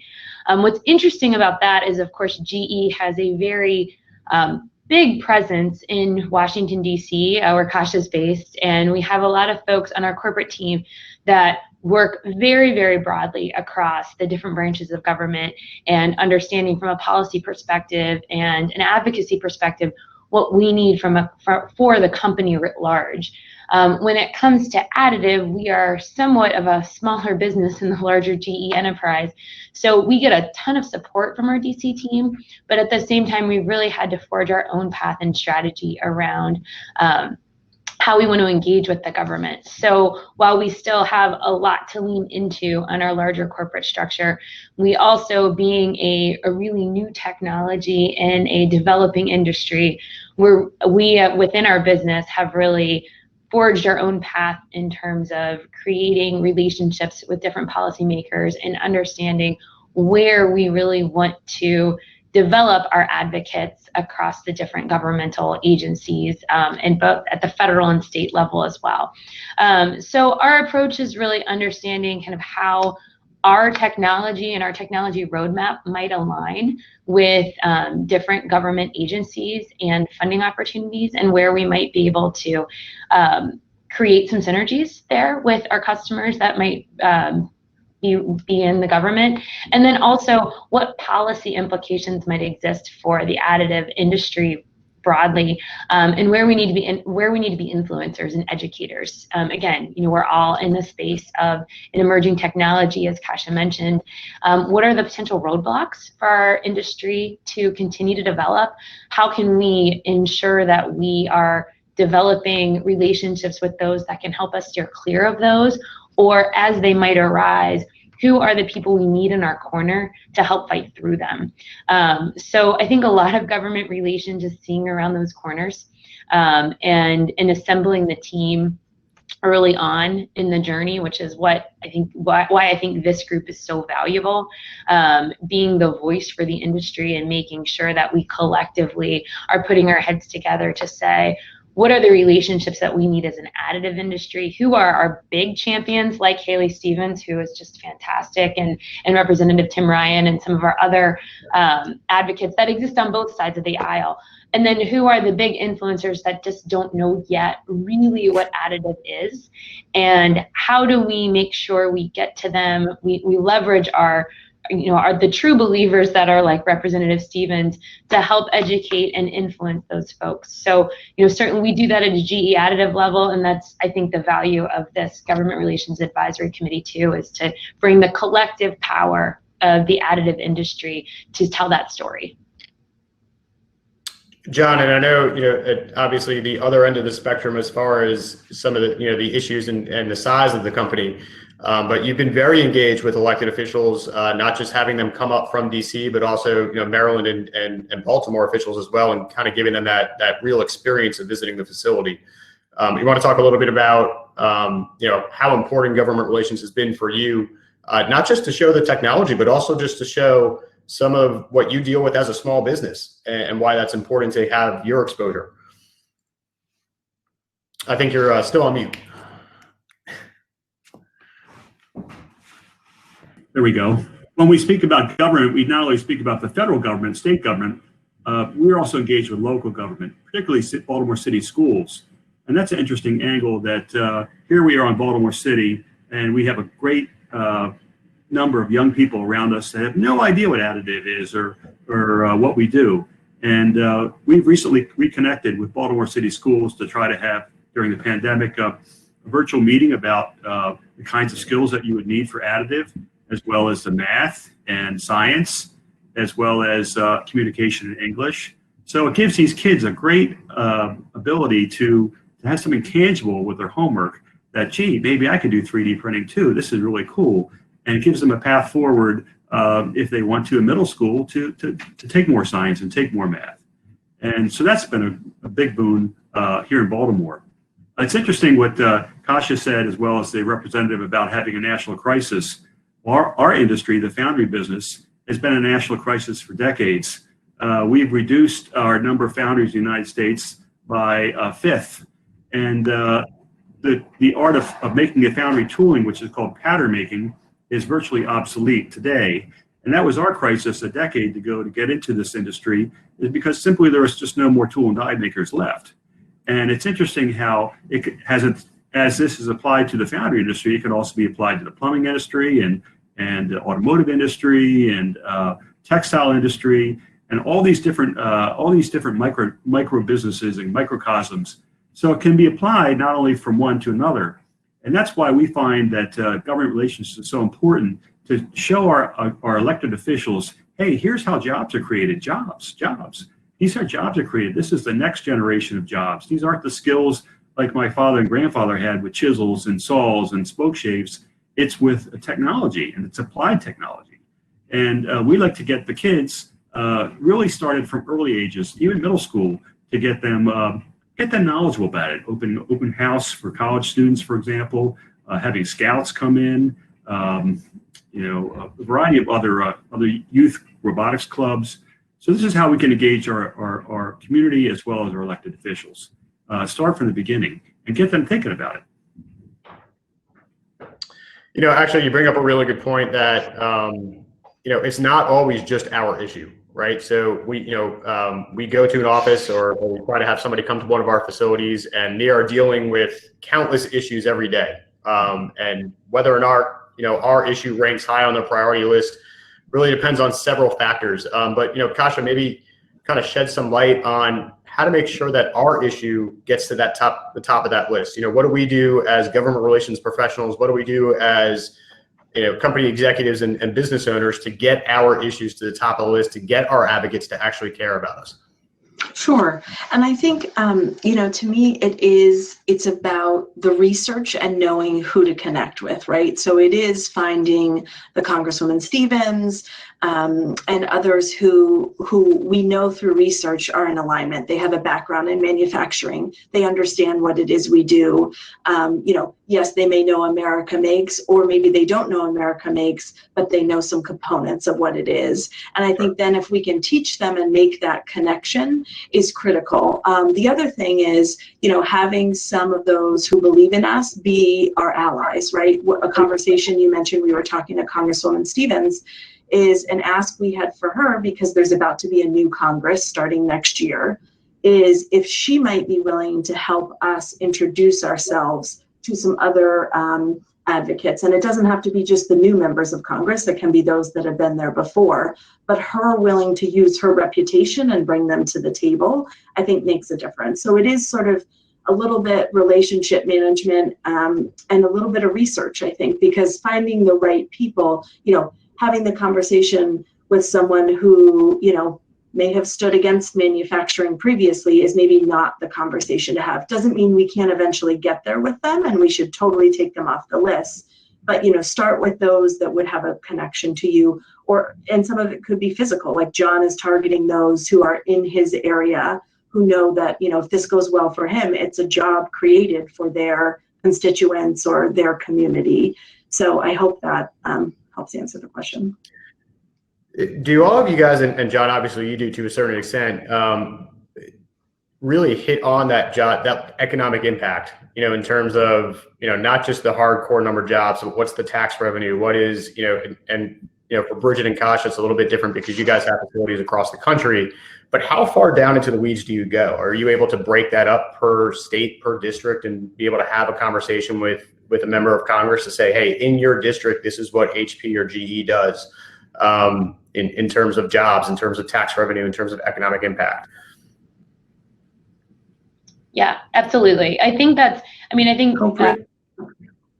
John hit on a really good point. I think absolutely, to answer your question, Andy, we do slice and dice. Now it's, as you said, you've got for a GE or an HP, it's a global look, right? But when you're talking to a representative, they do want to know what is personal to them, to their district, and John hit the nail on the head in terms of local impact. Certainly, we want to meet with city, township officials where we're located to make sure that they know us, they know what we bring. These are where our employees live and work, where they pay taxes as well. And so what is the benefit that we are bringing to that particular community, and then how can we partner together to make sure that we're continuing to provide value for the places that we live and work. So certainly, we do look at it at a very kind of micro level to make sure that we are telling the story to the right government official to whom we're speaking.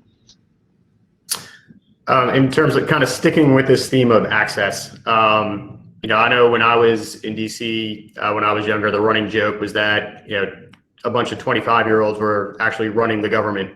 To a certain extent, that's true, right? In terms of the staff. I was just going to say, right? Still true, Andy. That didn't change once you left. But it brings up the importance of staff. It's great to have Representative Stevens on giving a great talk and how much of an advocate she is. Or, in Youngstown, we work with Tim Ryan so closely, and he's great. But really, it's the staff that really moves the needle. And really kind of elevates that topic to their boss's desk, or can really move it along. So how important is it to develop that relationship with the staff, both on the level of a local relationship in terms of knowing them in the community, being able to grab a beer with them, or really just on a higher level, just being able, if I can't get a hold of the actual senator or the congressman or congresswoman, which 9 out of 10 times you can't, who's the staff person I need to go to, and how can they provide the information I need to help me do my job? That was for anybody. So I think we're all shaking our heads in agreement with you. Well, that's good. Andy, there's a lot there's a lot of things besides the technology that we need to let our elected officials know. A couple points from a small business perspective. One, this technology is pretty expensive. I know it's come down a lot, but the really good machines, the high quality machines that are used for industrial production, they're expensive, and that's a lot for a small business to swing. So tax incentives, of course, depreciation schedules, things like that our elected official could help with understanding that these are big mountains to climb. Not only that, we talked about skills. We need to have great apprenticeship programs. We need to have funding for, like I mentioned, young people that want to get involved in this, that might want to do an internship or maybe even specialize in an apprenticeship. With the technology also comes, of course, cybersecurity. I mean, we're transmitting a lot of data back and forth. We need to have rules and regulations that protect our IT and that prevent pilfering and theft. And that's very, very complicated. So you're talking about advanced IT jobs, even in small business, to keep up with the NIST, the NIST regulations today for it being a defense contractor, for security, as well as the equipment is constantly changing. And we need to be updated on that. And it's hard to invest when you think that something else is going to come out in 2021. So these are all issues that we have to deal with from a day-to-day financial standpoint that our legislators should be aware of and help us as well. Yep. Yeah, and I would say, Andy, to further John's point, when you're developing those relationships with staffers, part of it is telling that story in a way that grabs their attention, because they're the ones that are actually, to your point, running things. They're scheduling. They're the ones that are putting things in front of their boss. And so laying out in a concise but attention-grabbing way what the issues are and why it matters to them is really, really important. So capturing some of those high-tech jobs that John was talking about, and talking about the emerging technology and how it's going to be a game changer. I think it's really important that it's also not very technical heavy, because oftentimes these are not highly technical folks. They're more political, as I was, a political science major that's going to DC so they're looking for the punchline of what is this and why is it important? Why is it important? And I think that's what we all in the government relations space try to do, is translate the highly technical to the attention grabbing kind of marketing headline. That'll help get its way through to the staffer. The relationships are critically important, but some of the things that I know, we are from the Government Relations Advisory Group for America Makes are trying to develop is some of those materials that will help cut through the stack of papers that end up on the staffer's desk and get us to the top of the list. And that's go ahead, Kasha. No. Well, I was just going to say, one thing as we've been talking, which I think is great, is the three of us on the line have the capacity, whether it's someone like myself who's in the particular government relations shop, or John, who has prioritized that even as, CEO, to spend his time doing that. But I think what I want to say to the folks on the phone is, what you should also be thankful for is that America Makes has established a government relations working group, because they're fighting for, we are helping fight for some of those issues for you. Because there are times, even as HP, and I'm in the government relations shops, there are times, sometimes we don't want it to be just HP out there supporting maybe positively or, fighting against something. And we'd rather be a part of a group. And there are times when it's, really helpful that sometimes no one wants their name behind it, and America Makes can raise their hand and sort of be that voice for us. So I think you don't necessarily even have to have the government relations in your own business. Well, it's great if you do, but there is also some value there that this working group can sort of help fight for some of those issues for you, if that makes sense. No, it definitely does. And I think that kind of helps where I wanted to take the conversation in terms of, talking a little bit more about America Makes as an industry voice, and America Makes as really setting the policy agenda for additive manufacturing as we look to the future. It ties back to what John was talking about earlier in terms of where the Institute is going as part of the CA3 and kind of what we're going to be looking towards doing. Bridget, you had mentioned some of, in terms of almost marketing our policy issues. That's why this is a communications and public affairs position, right? And that's why, you know, we talk a lot about communications on the government relations advisory group calls, is because that's such an integral part of it. But all those things kind of come in synergy. But really, where I'm going with that is I kind of want to shift to, you know, America Makes, again, as setting the policy agenda, as setting the voice, and really what we do as a group. You know, what are really, you know, Kasha, you touched on it a little bit, but hoping John and Bridget, you might go into a little bit more detail, and just in terms of, you know, what are some of the advantages of having that industry voice and you know, having that group that really just dedicates itself to the industry and not necessarily individual interest or an individual company? How does that holistic approach kind of help elevate the entire industry? Let me jump in to say that Maryland, where I'm located, Baltimore, is not really a manufacturing state. I think about 4% of our economy is manufacturing. So whereas Michigan or Ohio, you have a lot more resources and a lot more maybe new generations of ideas. And it's through organizations like America Makes that we could perhaps share those ideas through this agency, through America Makes, to get some ideas to Maryland, to say, hey, this works in Ohio. There's great state funding in Ohio for job training and for renovation and for improvement of both facilities. And there's a workforce program, Jobs Ohio, that works really well. Maybe Maryland can learn something or maybe Michigan has a program that can be shared with other states as well. So I see it more as a connect the dots with other state jurisdictions that we can learn instead of recreating the wheel, and share that amongst ourselves, and then go back to our legislators and say, hey, see what's happening over here. See this great success in this district. This is phenomenal. Why can't we do it here in Maryland? As far as the kind of the opportunities for us to be a voice of the industry, we've heard, you know, obviously from Representative Stevens, and we've heard from, you know, Josh in terms of what he's doing with EWD and all those great, you know, initiatives that he has going on, as well as John in terms of where the association is going. But in terms of where the industry is going and where we foresee kind of policy coming down the pike, where are the opportunities for America Makes, and where are the opportunities for the industry to really impact that policy agenda? Yeah, I think one of them is really around the investment and assisting in making sure that you know, I think additive manufacturing is always in the DoD budget, but I think getting a little more granular around what we need as an industry in order to continue to evolve.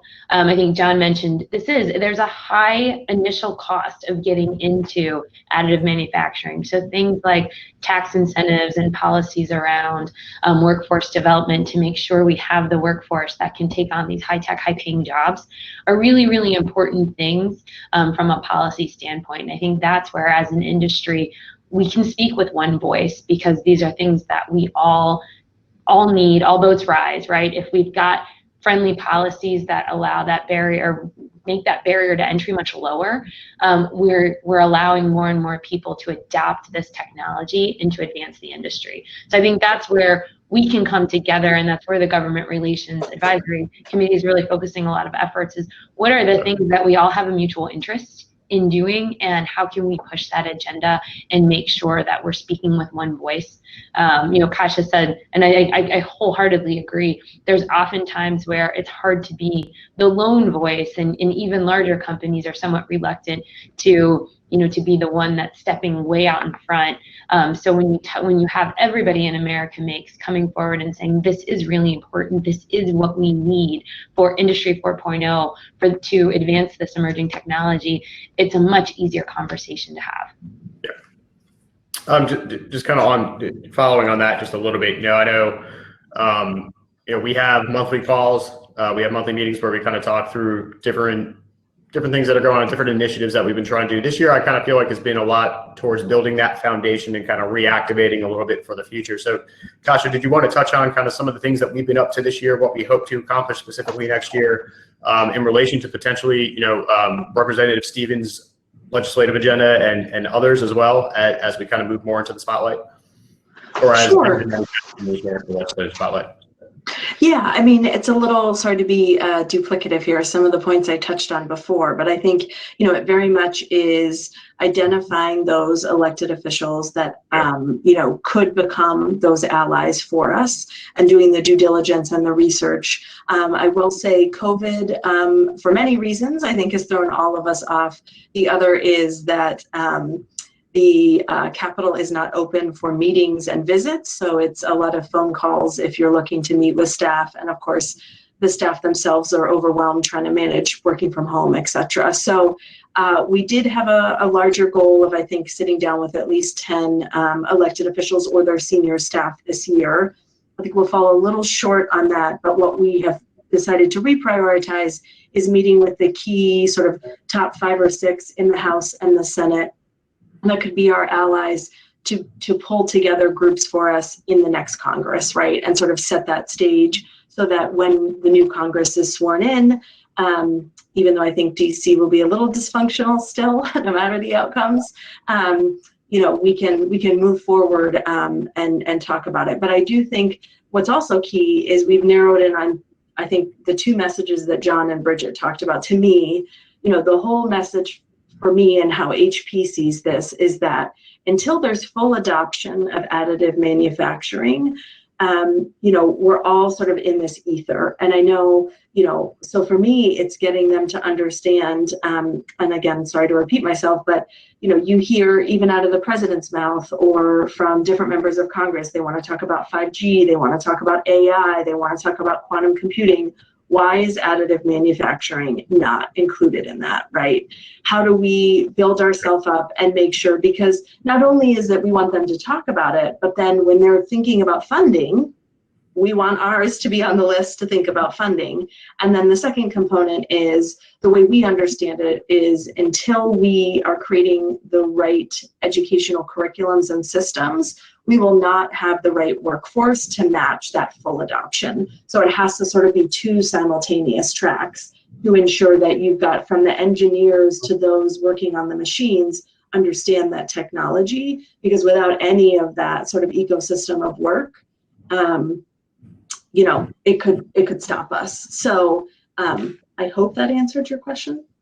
No, it does. That definitely does. And I'm going to ask one follow-up in terms of, for everybody who is listening into this panel, who we have excited so much about government relations that they want to run out the door and get involved. What can they do to get involved? Are you asking us that or them? Yeah, I'm asking them. Oh, you're asking us. As a government relations professionals, what can they do to get involved? I'm happy to jump in unless somebody. Go ahead. Yeah, I mean, I'll start, Kasha and John. I mean, I think, first of all, let us know. I mean, we are representing the whole of America Makes. What are your priorities? What are you seeing in your jurisdiction, in your state? What concerns do you have from a policy perspective, whatever level of government with whom you're dealing? So let us know that, so we can kind of help shape the overall America Makes policy agenda to meet the needs of the America Makes members companies.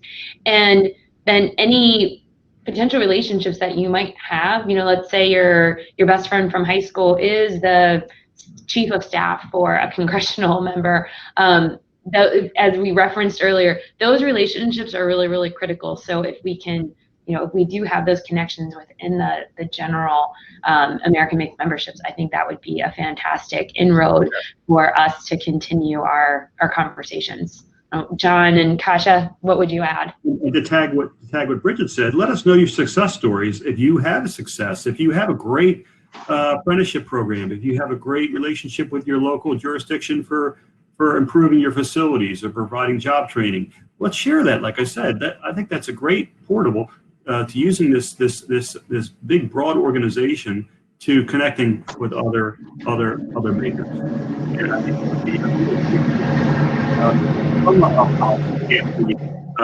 for creating jobs, I feel that additive is so easy. Just look at around me. I'm surrounded by 80,000 square feet of factory space with 18-foot ceilings and smokestacks and cranes and milling machines and all this heavy equipment. We could do the same stuff as my grandfather did with a 3D printer. And what kind of footprint do you need? Well, a very tiny footprint. You don't need all this factory space to do that. You can get a machine and be in business in 2 weeks. So it's a great economic catalyst. And yes, the good machines are very expensive, but look at what you're replacing, and just look at the environment, look at the green space, look at the efficiency, and the job creation, and that's what needs to be told too. Jobs, jobs, jobs. That will get the attention of elected officials. Yeah, and that's a great way to kind of bring the conversation full circle before we dive into some of the questions that have been posted in the Q&A. That really is a piece of it. Is people, elected officials, a lot of them just don't know that. I know when you look at Northeast Ohio specifically, a lot of folks think, okay, well, manufacturing, I'm going to have an 80,000 square foot facility, and I'm going to have 100 people there, and they're going to be on shifts throughout the day. And that's not necessarily the case in terms of how you're replacing manufacturing or advancing manufacturing in the region and what the new jobs are. So it's very important to make sure that we're educating, that we're explaining to people what the jobs are, that they're high-paying jobs, they're good quality jobs, and the industry as a whole is really the future of manufacturing. So. And Andy, if I could just add one more point before we go. I think the other thing we would ask of the group, and I 100% ditto Bridget and John, and especially share those stories with us, is that part of the reason we're so excited Andy has joined America Makes is because he's sort of helping put some finesse around what we've been doing in creating some materials. So like leave behinds, one pagers, and we're still in the process of that. But hopefully by next year, we'll have those created where, and I think maybe on the new portal is where they might live, but Andy, you can correct me there, is once we've got those, is you all should feel free. You might be meeting with elected officials on your own, talking about different things, whatever your agenda may be. But if we've got some asks in there, you can add into your conversation. We'd like you to amplify what it is that we do. We definitely don't need to be the only people having these conversations, especially because, there are 6 or 7 companies. We can't cover all of Congress and all state and local elected officials, so we need you. But we realize you need the materials. So that is something that we're also working on that hopefully we can have for you. And actually, just to follow on that, I'd be remiss if I didn't mention your membership tool that Tiffany Westbay has launched earlier this year for all our members. So there is a government relations advisory group page within the Your Membership portal. So if you haven't had a chance to log on and create an account, please do so.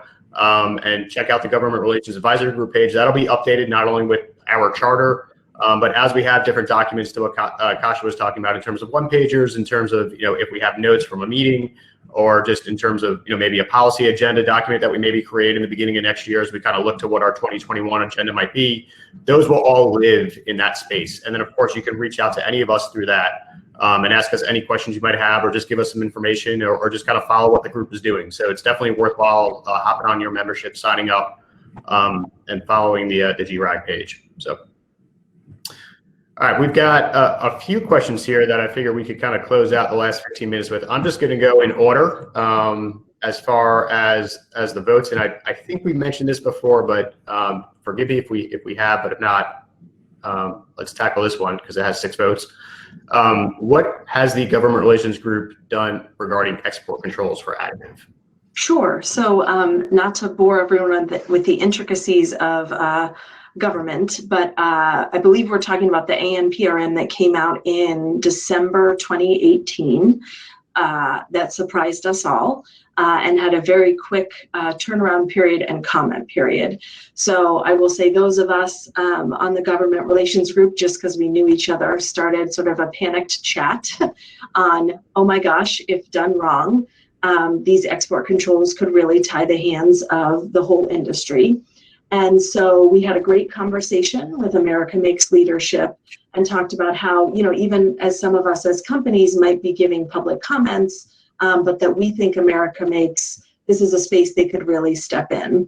And I will say America Makes really stepped up here. I think it's the first time and provided public comments to the Department of Commerce, making the argument of, that we were hoping for, again, not to create, export controls across the board. If they're unique technologies used in very unique circumstances, they should look at those, but don't tie the hands of everyone for a couple of unique examples.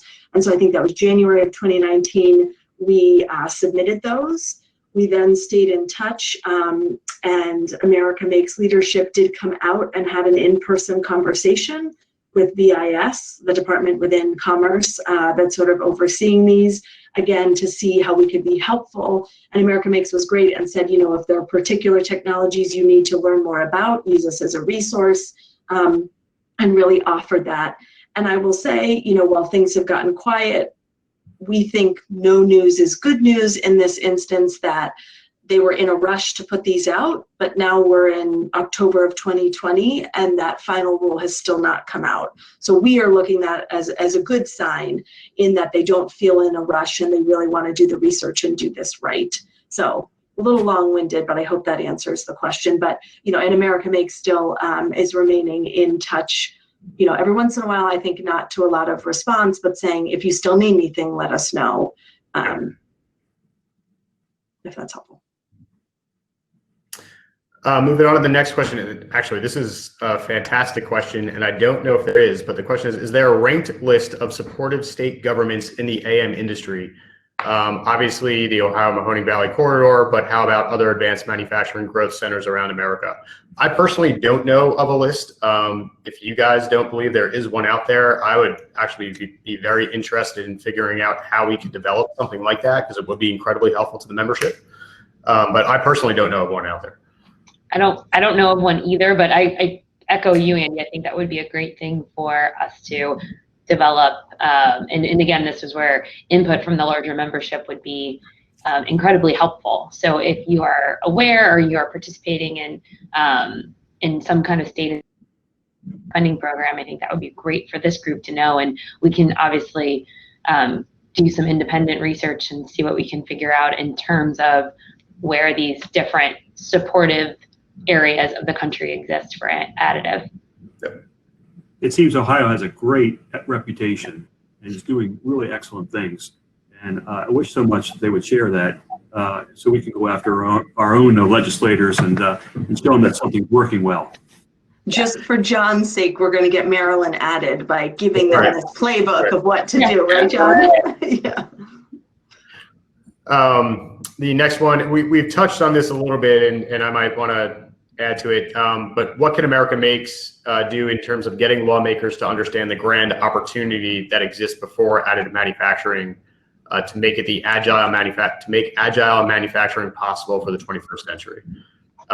I think, if you don't mind, I might take a stab at this. I think a lot of it is just telling our story, and we all have great stories to tell in terms of what the technology is and where it's going. For those of you who followed our social media handles last Friday, or about 10 days ago for Manufacturing Day, we did a top 10 things you didn't know about additive manufacturing. And the reason I bring that up is just because we want to make it relatable. And John had talked about that earlier, just the importance to make this technology relatable, to be able to tell the story. That's such a large part of it. And all the things that we have coming down the pike, I think there's an aspect to all of those that help us make it relatable. So I don't know if I answered the question specifically, but in terms of how we message our story, that really is a critical piece of it. The only thing I would add is it's telling the story that not many know and tying it to what the asks are. What help do we need from them to move us forward? Because without the ask, we'll stay in the same place. And I'd like to add, have open house. If you're a business owner or have a business, or open up to local school and your local politicians and city council, have them come over, show them what you're doing. I mean, this stuff is really cool. It blows them away. Most people think manufacturing is involved with, smoke and chains and one eye and no fingers. And this is really cool stuff. And they are totally unaware of the technology that we use today. Well, and I think, John, not to monopolize, because I know it's Q&A, but also the story of not only showing them, but you've turned that into your workforce, right? In educating the school and the students, you now have a pipeline of interested people who know a little bit about it and know how to get trained. So I think that's amazing, John, what you've been able to do there in Baltimore County. Really is. Moving on to the next one. Some organizations such as the American Foundry Society organize annual government relations interactions. I'm sorry, that jumped on me. Basically a flying day, a DC fly. And I know we have been talking about that as a group. It's something we are interested in doing. Unfortunately, COVID kind of sidetracked that this year, so hence us targeting kind of those individual meetings. But a fly-in is definitely something we envision doing as far as having an additive manufacturing day on the Hill and working with some of our advocates on the Hill to make that a success. Yeah, we specifically, and Kasha mentioned this a bit, but specifically as it relates to a fly-in day, that's something that when we talked to Representative Stevens several weeks ago, one of the things that we had talked to her about, she was, as you can imagine, hugely supportive of doing something like that, assuming that health and safety protocols are appropriate and in place. So it's something I think we'll explore as the new Congress gets seated and assessing what the situation is. But I will kudos to this platform. This might be something we would try to replicate rather than us all getting on a plane and see if we can do something remotely if COVID is still in the mix and in this winter and spring. And the only thing I'd add there is that also we would need you all, right? Because a fly-in day is only as successful as the number of participants who come in to show the strength of the association or organization. So we would definitely want you to join us, virtual or not. Absolutely. Hopefully it'll be in person. So, although that takes a lot more planning. So. The next question is, beyond Ohio, who are the state level manufacturers that we have relationships with, or the state level? There's something blocking that on my screen. It's a hard connect to the state level manufacturers association. Yeah.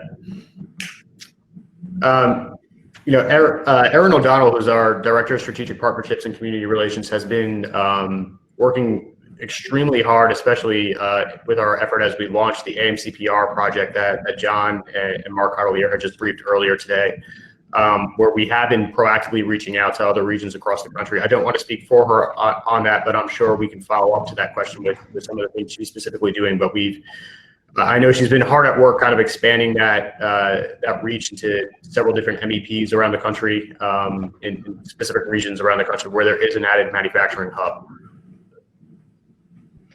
Well, and I would say to steal John's good line of not reinventing the wheel, if you know of any state level manufacturing associations that are doing good work or have some good messaging or asks, please feel free to share those with us. And again, I think maybe on the membership portal platform on the Government Relations Advisory Group, or you can find one of us. But always share that information. Sometimes you think, well, maybe they already have it. Don't worry about it. Send it anyway, because the more information, the better. And also, I would be remiss if I didn't mention, the work that Josh is doing on the EWD front, specifically with partnerships in Utah, Massachusetts, North Carolina, and obviously Ohio. And I know we've done work with some MEPs in Southwest Pennsylvania as well. So they're out there, but it's a matter of kind of just making sure that we get them all in the same place and have an understanding where they are, and express that to the membership. So. Yeah.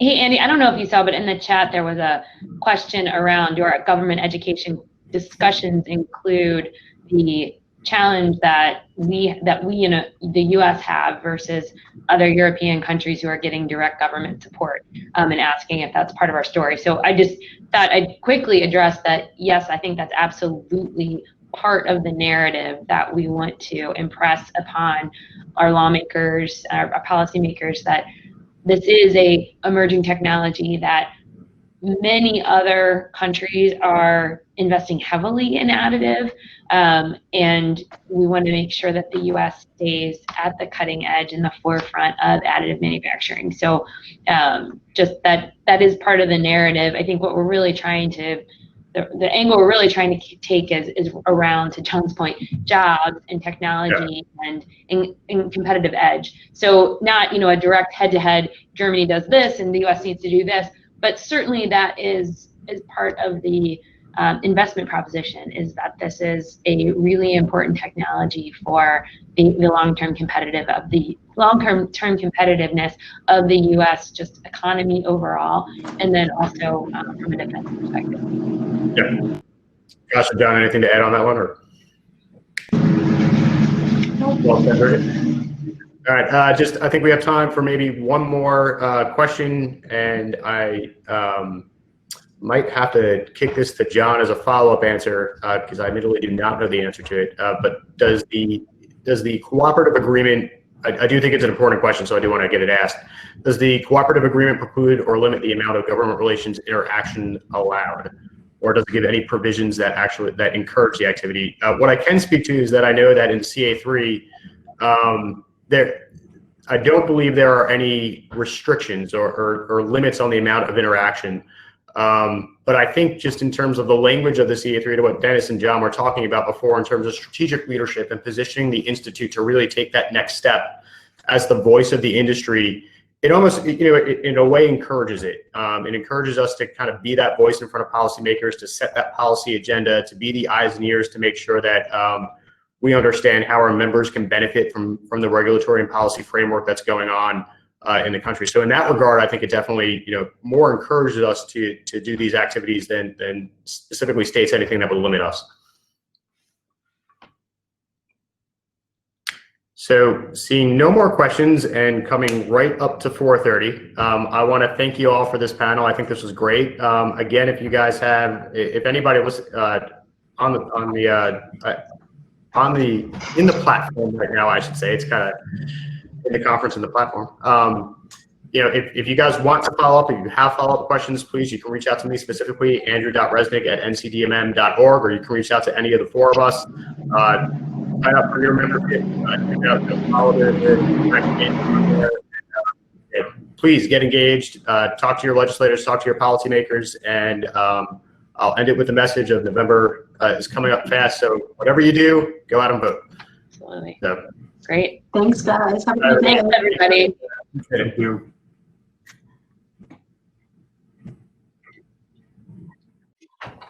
Thank you. Thanks, Andy, and thanks, government relations team.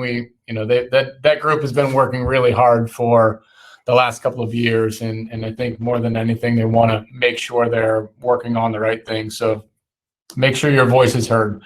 We're going to close out the day today, at least the technical or the talks today, and I'd like to invite Dr. Tim Simpson to the stage. So Tim wears a wide variety of hats, but in this case, he's going to be talking as a Barnes global advisor, and in particular, talk about the business case side of things and considerations to think about. We heard a lot over the course of the day so far about where the technology is going and really how are we taking advantage of it properly, and as the shift towards productionization and using it in industry for production of components. What does that mean? Again, it only matters if we can get it to scale and if we can do it in a way that is affordable and actually has a business case. So can't wait to hear Tim's. He's a fantastic speaker, so really looking forward to his talk here. So over to you, sir. Thank you, John. Great to be here. Let's see if we can get the tech working. Just a second. There we go. Cool. So anyway, opportunity this year when I'm not teaching classes, putting myself out there in front of companies, industry, training, seeing how they are industrializing additive and where they are in their journey. So I want to share that. I'm actually here on behalf of a very large team. I feel like a kid in a candy store in some sense, getting to talk to folks that have been at Lockheed and GKN and Boeing. Wayne King from Lawrence Livermore is part of the team, medical. Quite the group that has sort of all come together as part of that. And really what the team is trying to do, mission there, is accelerate the adoption and the industrialization of additive. And so trying to be a trusted leader globally. We've got partners in the UK, South Africa, India, and elsewhere that we're building out and sharing knowledge, expertise, as well as training opportunities. And through this, really trying to grow meaningful partnerships, develop the workforce, robust technical delivery. So looking at new platforms. Obviously, a lot of our training has now gone virtual with the pandemic and whatnot. And throughout all of this, trying to remain, independent, agnostic. I will I will say we are engineers, though, with a lot of experience in sort of use deployment. Folks on the team that have qualified parts, developed qualification protocols. So again, I feel like I'm learning a lot from my colleagues here, and a great opportunity. As you may have noticed, I'm on the educational advisor side of this. So I bring the pedagogy and 20 years of teaching experience to the team. I've been doing a lot of training my own, and really now within the group there, trying to reach a much broader audience through certificate programs and other partnerships. I think key to all of this is really trying to, think about the entire journey, for and of additive manufacturing within a company. And a lot of people see and talk about this. We've got all sorts of cool examples. I've talked about my sort of replicate, adapt, and optimize framework before. We've sort of centered around this, we're calling it a maturity model, where you're sort of thinking about, again, how does additive sort of grow within a company. So, the top half, sort of the gray side of this is, really end of the day, you still have to meet requirements. Physics is still physics, requirements are still requirements, right? You're trying to create end-use parts that are going to go, on an airplane, on a car, in your hip, whatever the case may be there. And so how do you progress up that value chain, and we'll talk about that here in just a minute. And in doing so, not only is it getting to the AM-enabled topology optimized lattice structures and consolidated assemblies that everybody wants to get to, but how are you, more importantly, building the skills and knowledge throughout that process? So how are you using the lower level steps there in pre-production and production age to build understanding of the workflow, understand the different technology types, start getting into design for additive. I think that's one of the key opportunities to really drive value within AM, and eventually getting up to customized workflows, tool chains, tailored materials to enable world-class DFAM, which is really needed to a key component of industrializing the AM process here. So for my, a lot of engineers that are out there, or material scientists and such, that are not used to talking about a business case or don't even know what a value proposition is. I don't think I ever had that really as an undergraduate. A lot of companies talk about this thing called ROI, return on investment. So return, basically the savings or the revenue that you're going to make. The investment is the amount of money, the non-recurring cost elements that go into that. And hopefully the return's greater than the investment, right? You want this to be greater than one, or much, much greater than one. If not, then why not just put your money in a bank, right, and earn some interest on it? So when you're thinking about building the business case for additive, you got recurring costs, you got materials, you got your machine time, you got your consumables, certainly all the, the gas, argon, those sorts of things, post-processing, a lot of costs there, and, particularly with metal components, inspection, et cetera. And so I think key to a lot of companies, make sure that you establish the baseline, right? Compare the existing cost price, of the part or the assembly. You got to know what that is. And as you then start building out, hey, what's additive going to cost? And depending on where you are in those sort of levels, you're going to be able to get more benefits. And so you're estimating the cost, potentially what savings are you going to get from labor, reductions in inventory, elimination of processes, better quality control, fewer errors, those sorts of things. And so that, that fourth bullet there is also, cost avoidance, cost of poor quality, remedies for late delivery. Are there bonuses for being early? You've got a lot of opportunity with additive, not only to improve your part performance, but also to improve your programs and projects. So gaining schedule, right? And saving costs there, and now controlling timelines of your project and deliverables, the critical path. You now have some new levers to manipulate that you may not have had before with traditional manufacturing. Of course, I think one of the biggest costs, particularly for companies just getting into AM, is those, sort of upfront costs, the non-recurring engineering, certainly the design and aspects. We're talking new software, potentially new licenses, but a lot of people are not used to specifying an additive process or a powder specification for additive. And certainly if you're making end-use parts that then, again, fly on an airplane, medical device or an implant, testing, qualification, certification, that's a big slog and a lot of work there. And hopefully now I think we're getting better at it. We're getting a better understanding of it. And sort of, I think I'm starting to see the companies that are doing this and have had the budget and bandwidth to invest in this are now trying to find ways. How do we get our supply chain, our suppliers and our network on board and get them up to speed quicker and sort of cost or amortize those costs over a wider group of people or a wider set of applications. So, along those lines, additive is one part of the value chain. It starts with requirements, right? Additive gives you a new way to potentially meet or satisfy that, or to get there quicker. And it goes all the way to final part and system production. And so the inspection, the testing, the certification, all of that end to end is important to additive. And so you need to think about how and where you're going to use additive. Is it just in prototyping? Okay, now, several companies we worked with are using additive to create functional prototypes that allows them to iterate much more quickly, right? You've seen examples of Siemens that's gone from 2 years to 2 months on some of these things. I mean, there's significant savings there, and on a multi-million-dollar program, that can be huge. Are you doing it for tooling, shop aids? Are you doing it for test equipment, test rigs to now more quickly iterate or reduce your testing costs? Certainly short run and LRIP and eventually long-term production there, within your supply chain and within your partners. Where also is the stage, in the overall product life cycle? Are you trying to extend the life? Are you doing, repairs, refurbishment, restoration? Or is this new, very early stage conceptual? Or is the program going on and all you get to do is pick or identify a part and, top up a bracket and hope you save some money? Sadly, that's not going to make a very compelling business case in the long run, but it certainly is a good learning opportunity. And so how do you balance those? And likewise, how do you balance what you're doing in-house versus outsourcing? And we've got a chart later, we'll talk a little bit about that. And I think because additive is so new, and many times the savings that additive allows you to get are not typically tracked in your financial system.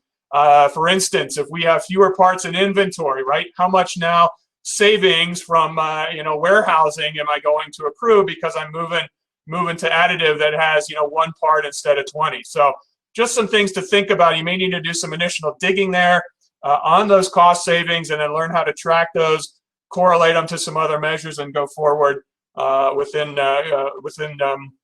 your other projects. Certainly, we've all seen the cost curves that are out there, additive or versus conventional manufacturing or injection molding, this, that, the usual economies of scale. The more we make, the cheaper it gets. Additive, certainly, a lot of folks think it's flat. I don't think that's the case. Here, this is more thinking about it from the learning curve perspective. You've got a very, very steep learning curve with conventional or traditional manufacturing, a lot of manual labor, potentially a lot more steps there. You're trying to lean that out, bring those costs down. And so obviously, the longer and the more you're making, the better the learning curve effects and the more efficiently you're operating. I think with additive, the learning curve is certainly much shallower. Certainly, it's much more dependent on the machines and even the software side.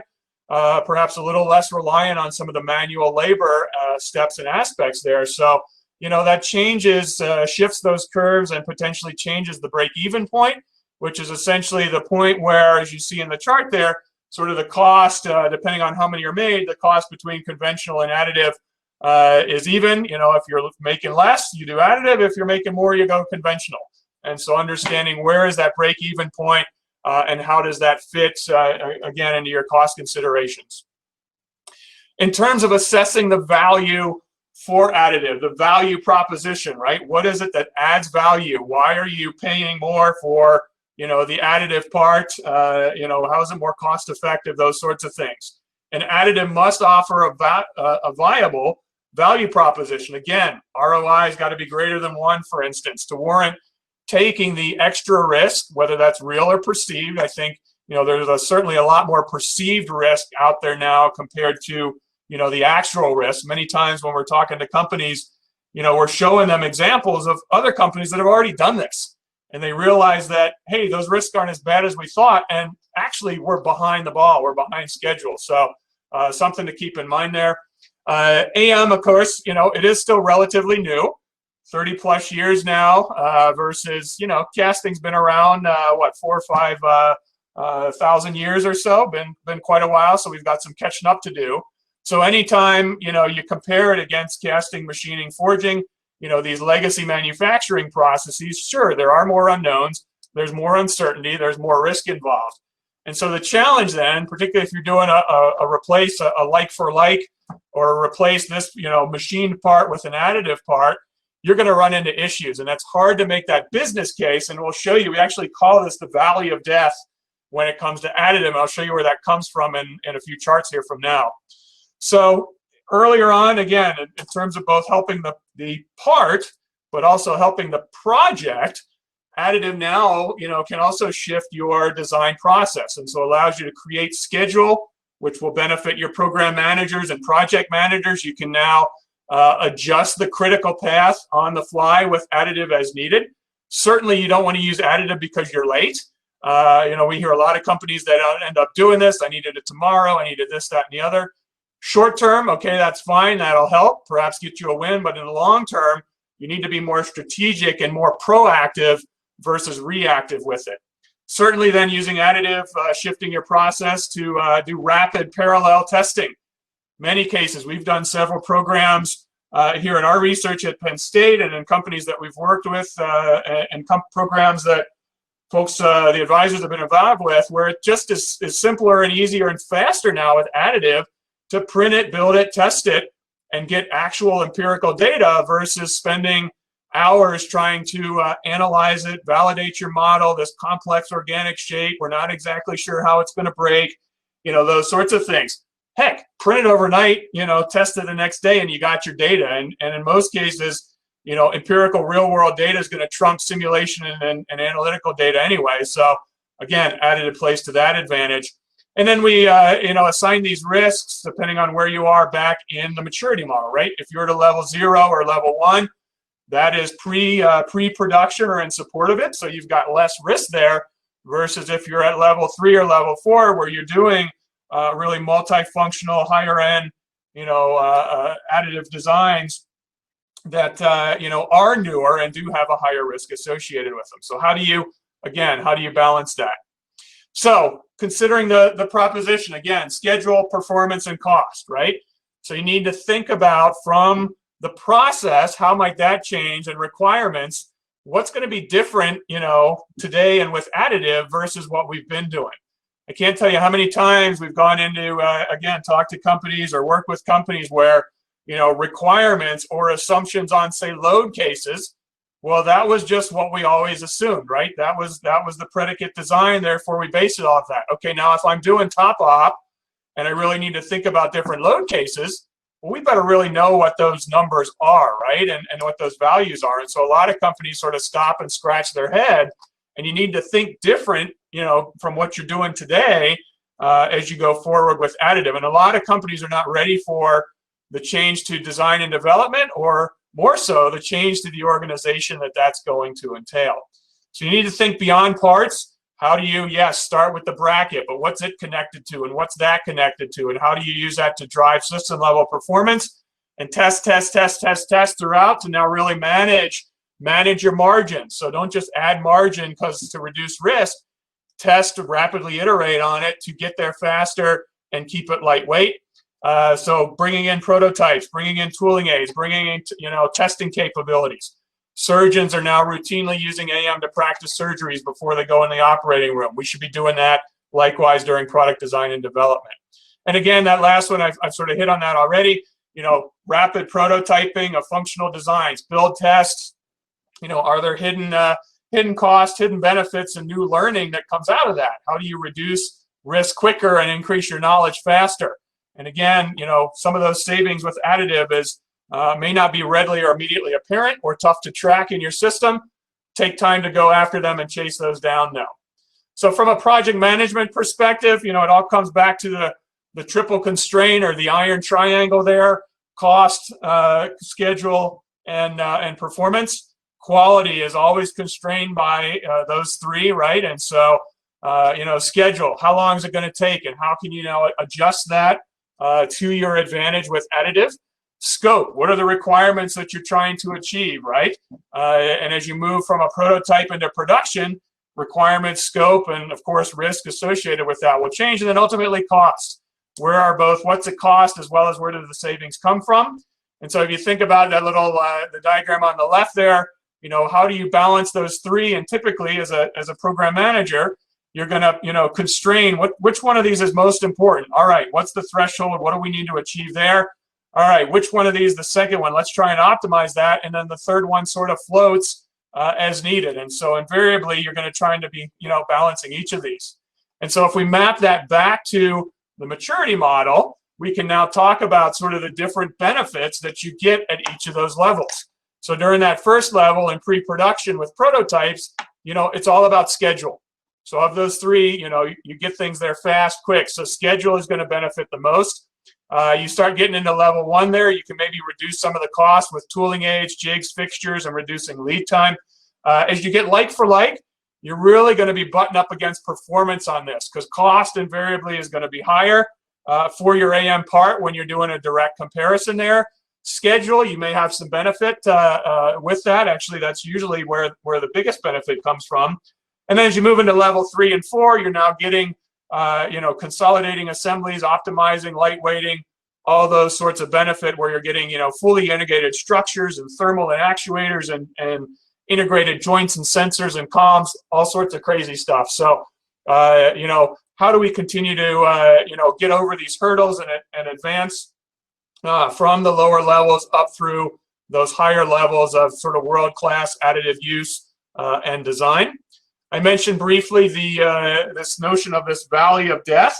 Here's a chart that sort of shows that in some sense. You know, if I take, instead of that progression I showed, we talk about sort of in level 0, we see schedule testing and empirical data might be benefits. When we're doing now that level 0, we may get schedule and assembly versus in like for like. Sort of this, whoops, let me get my, where's my animation there?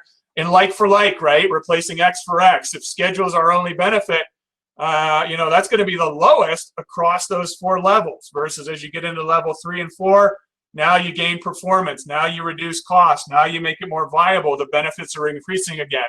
And so most companies where they get stuck, you know, they get some excitement around, you know, prototypes and tooling aids, and then they go and say, okay, here's the machine part versus the additive part. Here's this bracket, and they look at that and they say, okay, it costs, you know, 3-4 times more. You know, I may be able to get it faster, but it performs the same, you know, and you get stuck there. And so how do you then sort of make sure to get out of that valley of death and be able to proceed to those higher levels? So as an example, and coming to the end here and then open up for Q&A, you know, obviously, you know, powder bed fusion and metals, a lot of interest from companies there. You know, if you run the numbers in different examples in different industries, you know, obviously it varies a little bit, but typically material cost is not usually the main driver once you are sort of being able to start to design for additive. A 2x by some of the estimates we've run, sort of a 2x increase in powder price is only about a 5% difference in your part cost there. So again, it's you know, it's not negligible, but at the same time, it is not a major driver. Print time though, you know, build time, machine time, you know, that often is the most significant driver. And you think about how long does it take to do each layer, you know, given your cost of equipment and depreciation values, et cetera. And so how do we go about then reducing or increasing the build rate, right? All right, well, let's add 2 lasers. Let's make it 4 lasers. Let's increase the layer thickness, those sort of things. Well, that'll help, but then oftentimes you get stuck now with all the post-processing costs, and these can be substantial. And so really, again, I'm a big proponent for, you know, design for additive, and this is really, it's the value multiplier, because as you design for additive, you're reducing material cost, you're reducing print time, you're potentially increasing a faster build rate, and you're reducing post-processing cost by thinking about, you know, minimizing supports. How do I eliminate some of these aspects? How do I consolidate assemblies, et cetera? And so DFM, design for additive, really helps impact all of these simultaneously, and is really this has this multiplying effect within you know, additive manufacturing, particularly in powder bed fusion side of things. So, you know, from previous talks that I've done, we talk about sort of the restrictive and opportunistic aspects of additive. We've actually done some surveys with companies and asked them, well, what does design for additive mean to you? And there's quite a bit of confusion out there. And I think where we've sort of settled on is that additive, designing for additive, is both the sort of this MFAM idea, modifying for AM, which is more process focused, as well as designing for AM, which is more part focused. So how do we increase the performance of the part? How do we get more value out of additive in the part itself? And then using the restrictive aspects, you know, modifying parts as needed to make sure that we're minimizing, you know, likelihoods of failures. We're getting, you know, minimizing the amount of post-processing that's needed, all those sorts of aspects. And so balancing the two of those, you know, is absolutely critical. And so, you know, thinking about that process, you've got several steps in the process. How do we sort of build, you know, considerations around build layouts, support structures, you know, design guidelines, process parameters, post-processing and inspection, and how are you designing parts, considering all of this, so then when you actually hit the go button, build it, post-process and inspect it, you know, it helps, you know, reduce the overall cost, delivers a high-quality product that meets those requirements, you know, sooner, faster, better, as the case may be. So coming to the end, you know, I've talked mainly about the design side, certainly materials, machine, you know, the people side of the equation is huge. I think we're seeing that in others more and more and more. And Josh, the work he's been doing, Kramer, workforce development and training. I've been part of the WEO group from day one here, really trying to push on the people side. And I think final thing to share with you is providing, you know, we're familiar with TRLs, technology readiness levels. Well, we've got a scale here that I published actually last month in Additive Manufacturing Journal, Modern Machine Shop. This notion of readiness scales where you're thinking about where are you in terms of your machine, the systems in-house, where are you in terms of materials, where are you on sort of the digital design front, and then where are you with people. And so if you put all these together, sort of that, you know, as you're progressing up the maturity model, you can now also think about how are my projects progressing slowly up this readiness scale. And so I've just shown a couple of hypotheticals here. You know, this first project, we're doing desktop printing with standard feedstock, a little bit of CAD. You know, we've got very few novices. The next project moves it up, third, fourth, etc.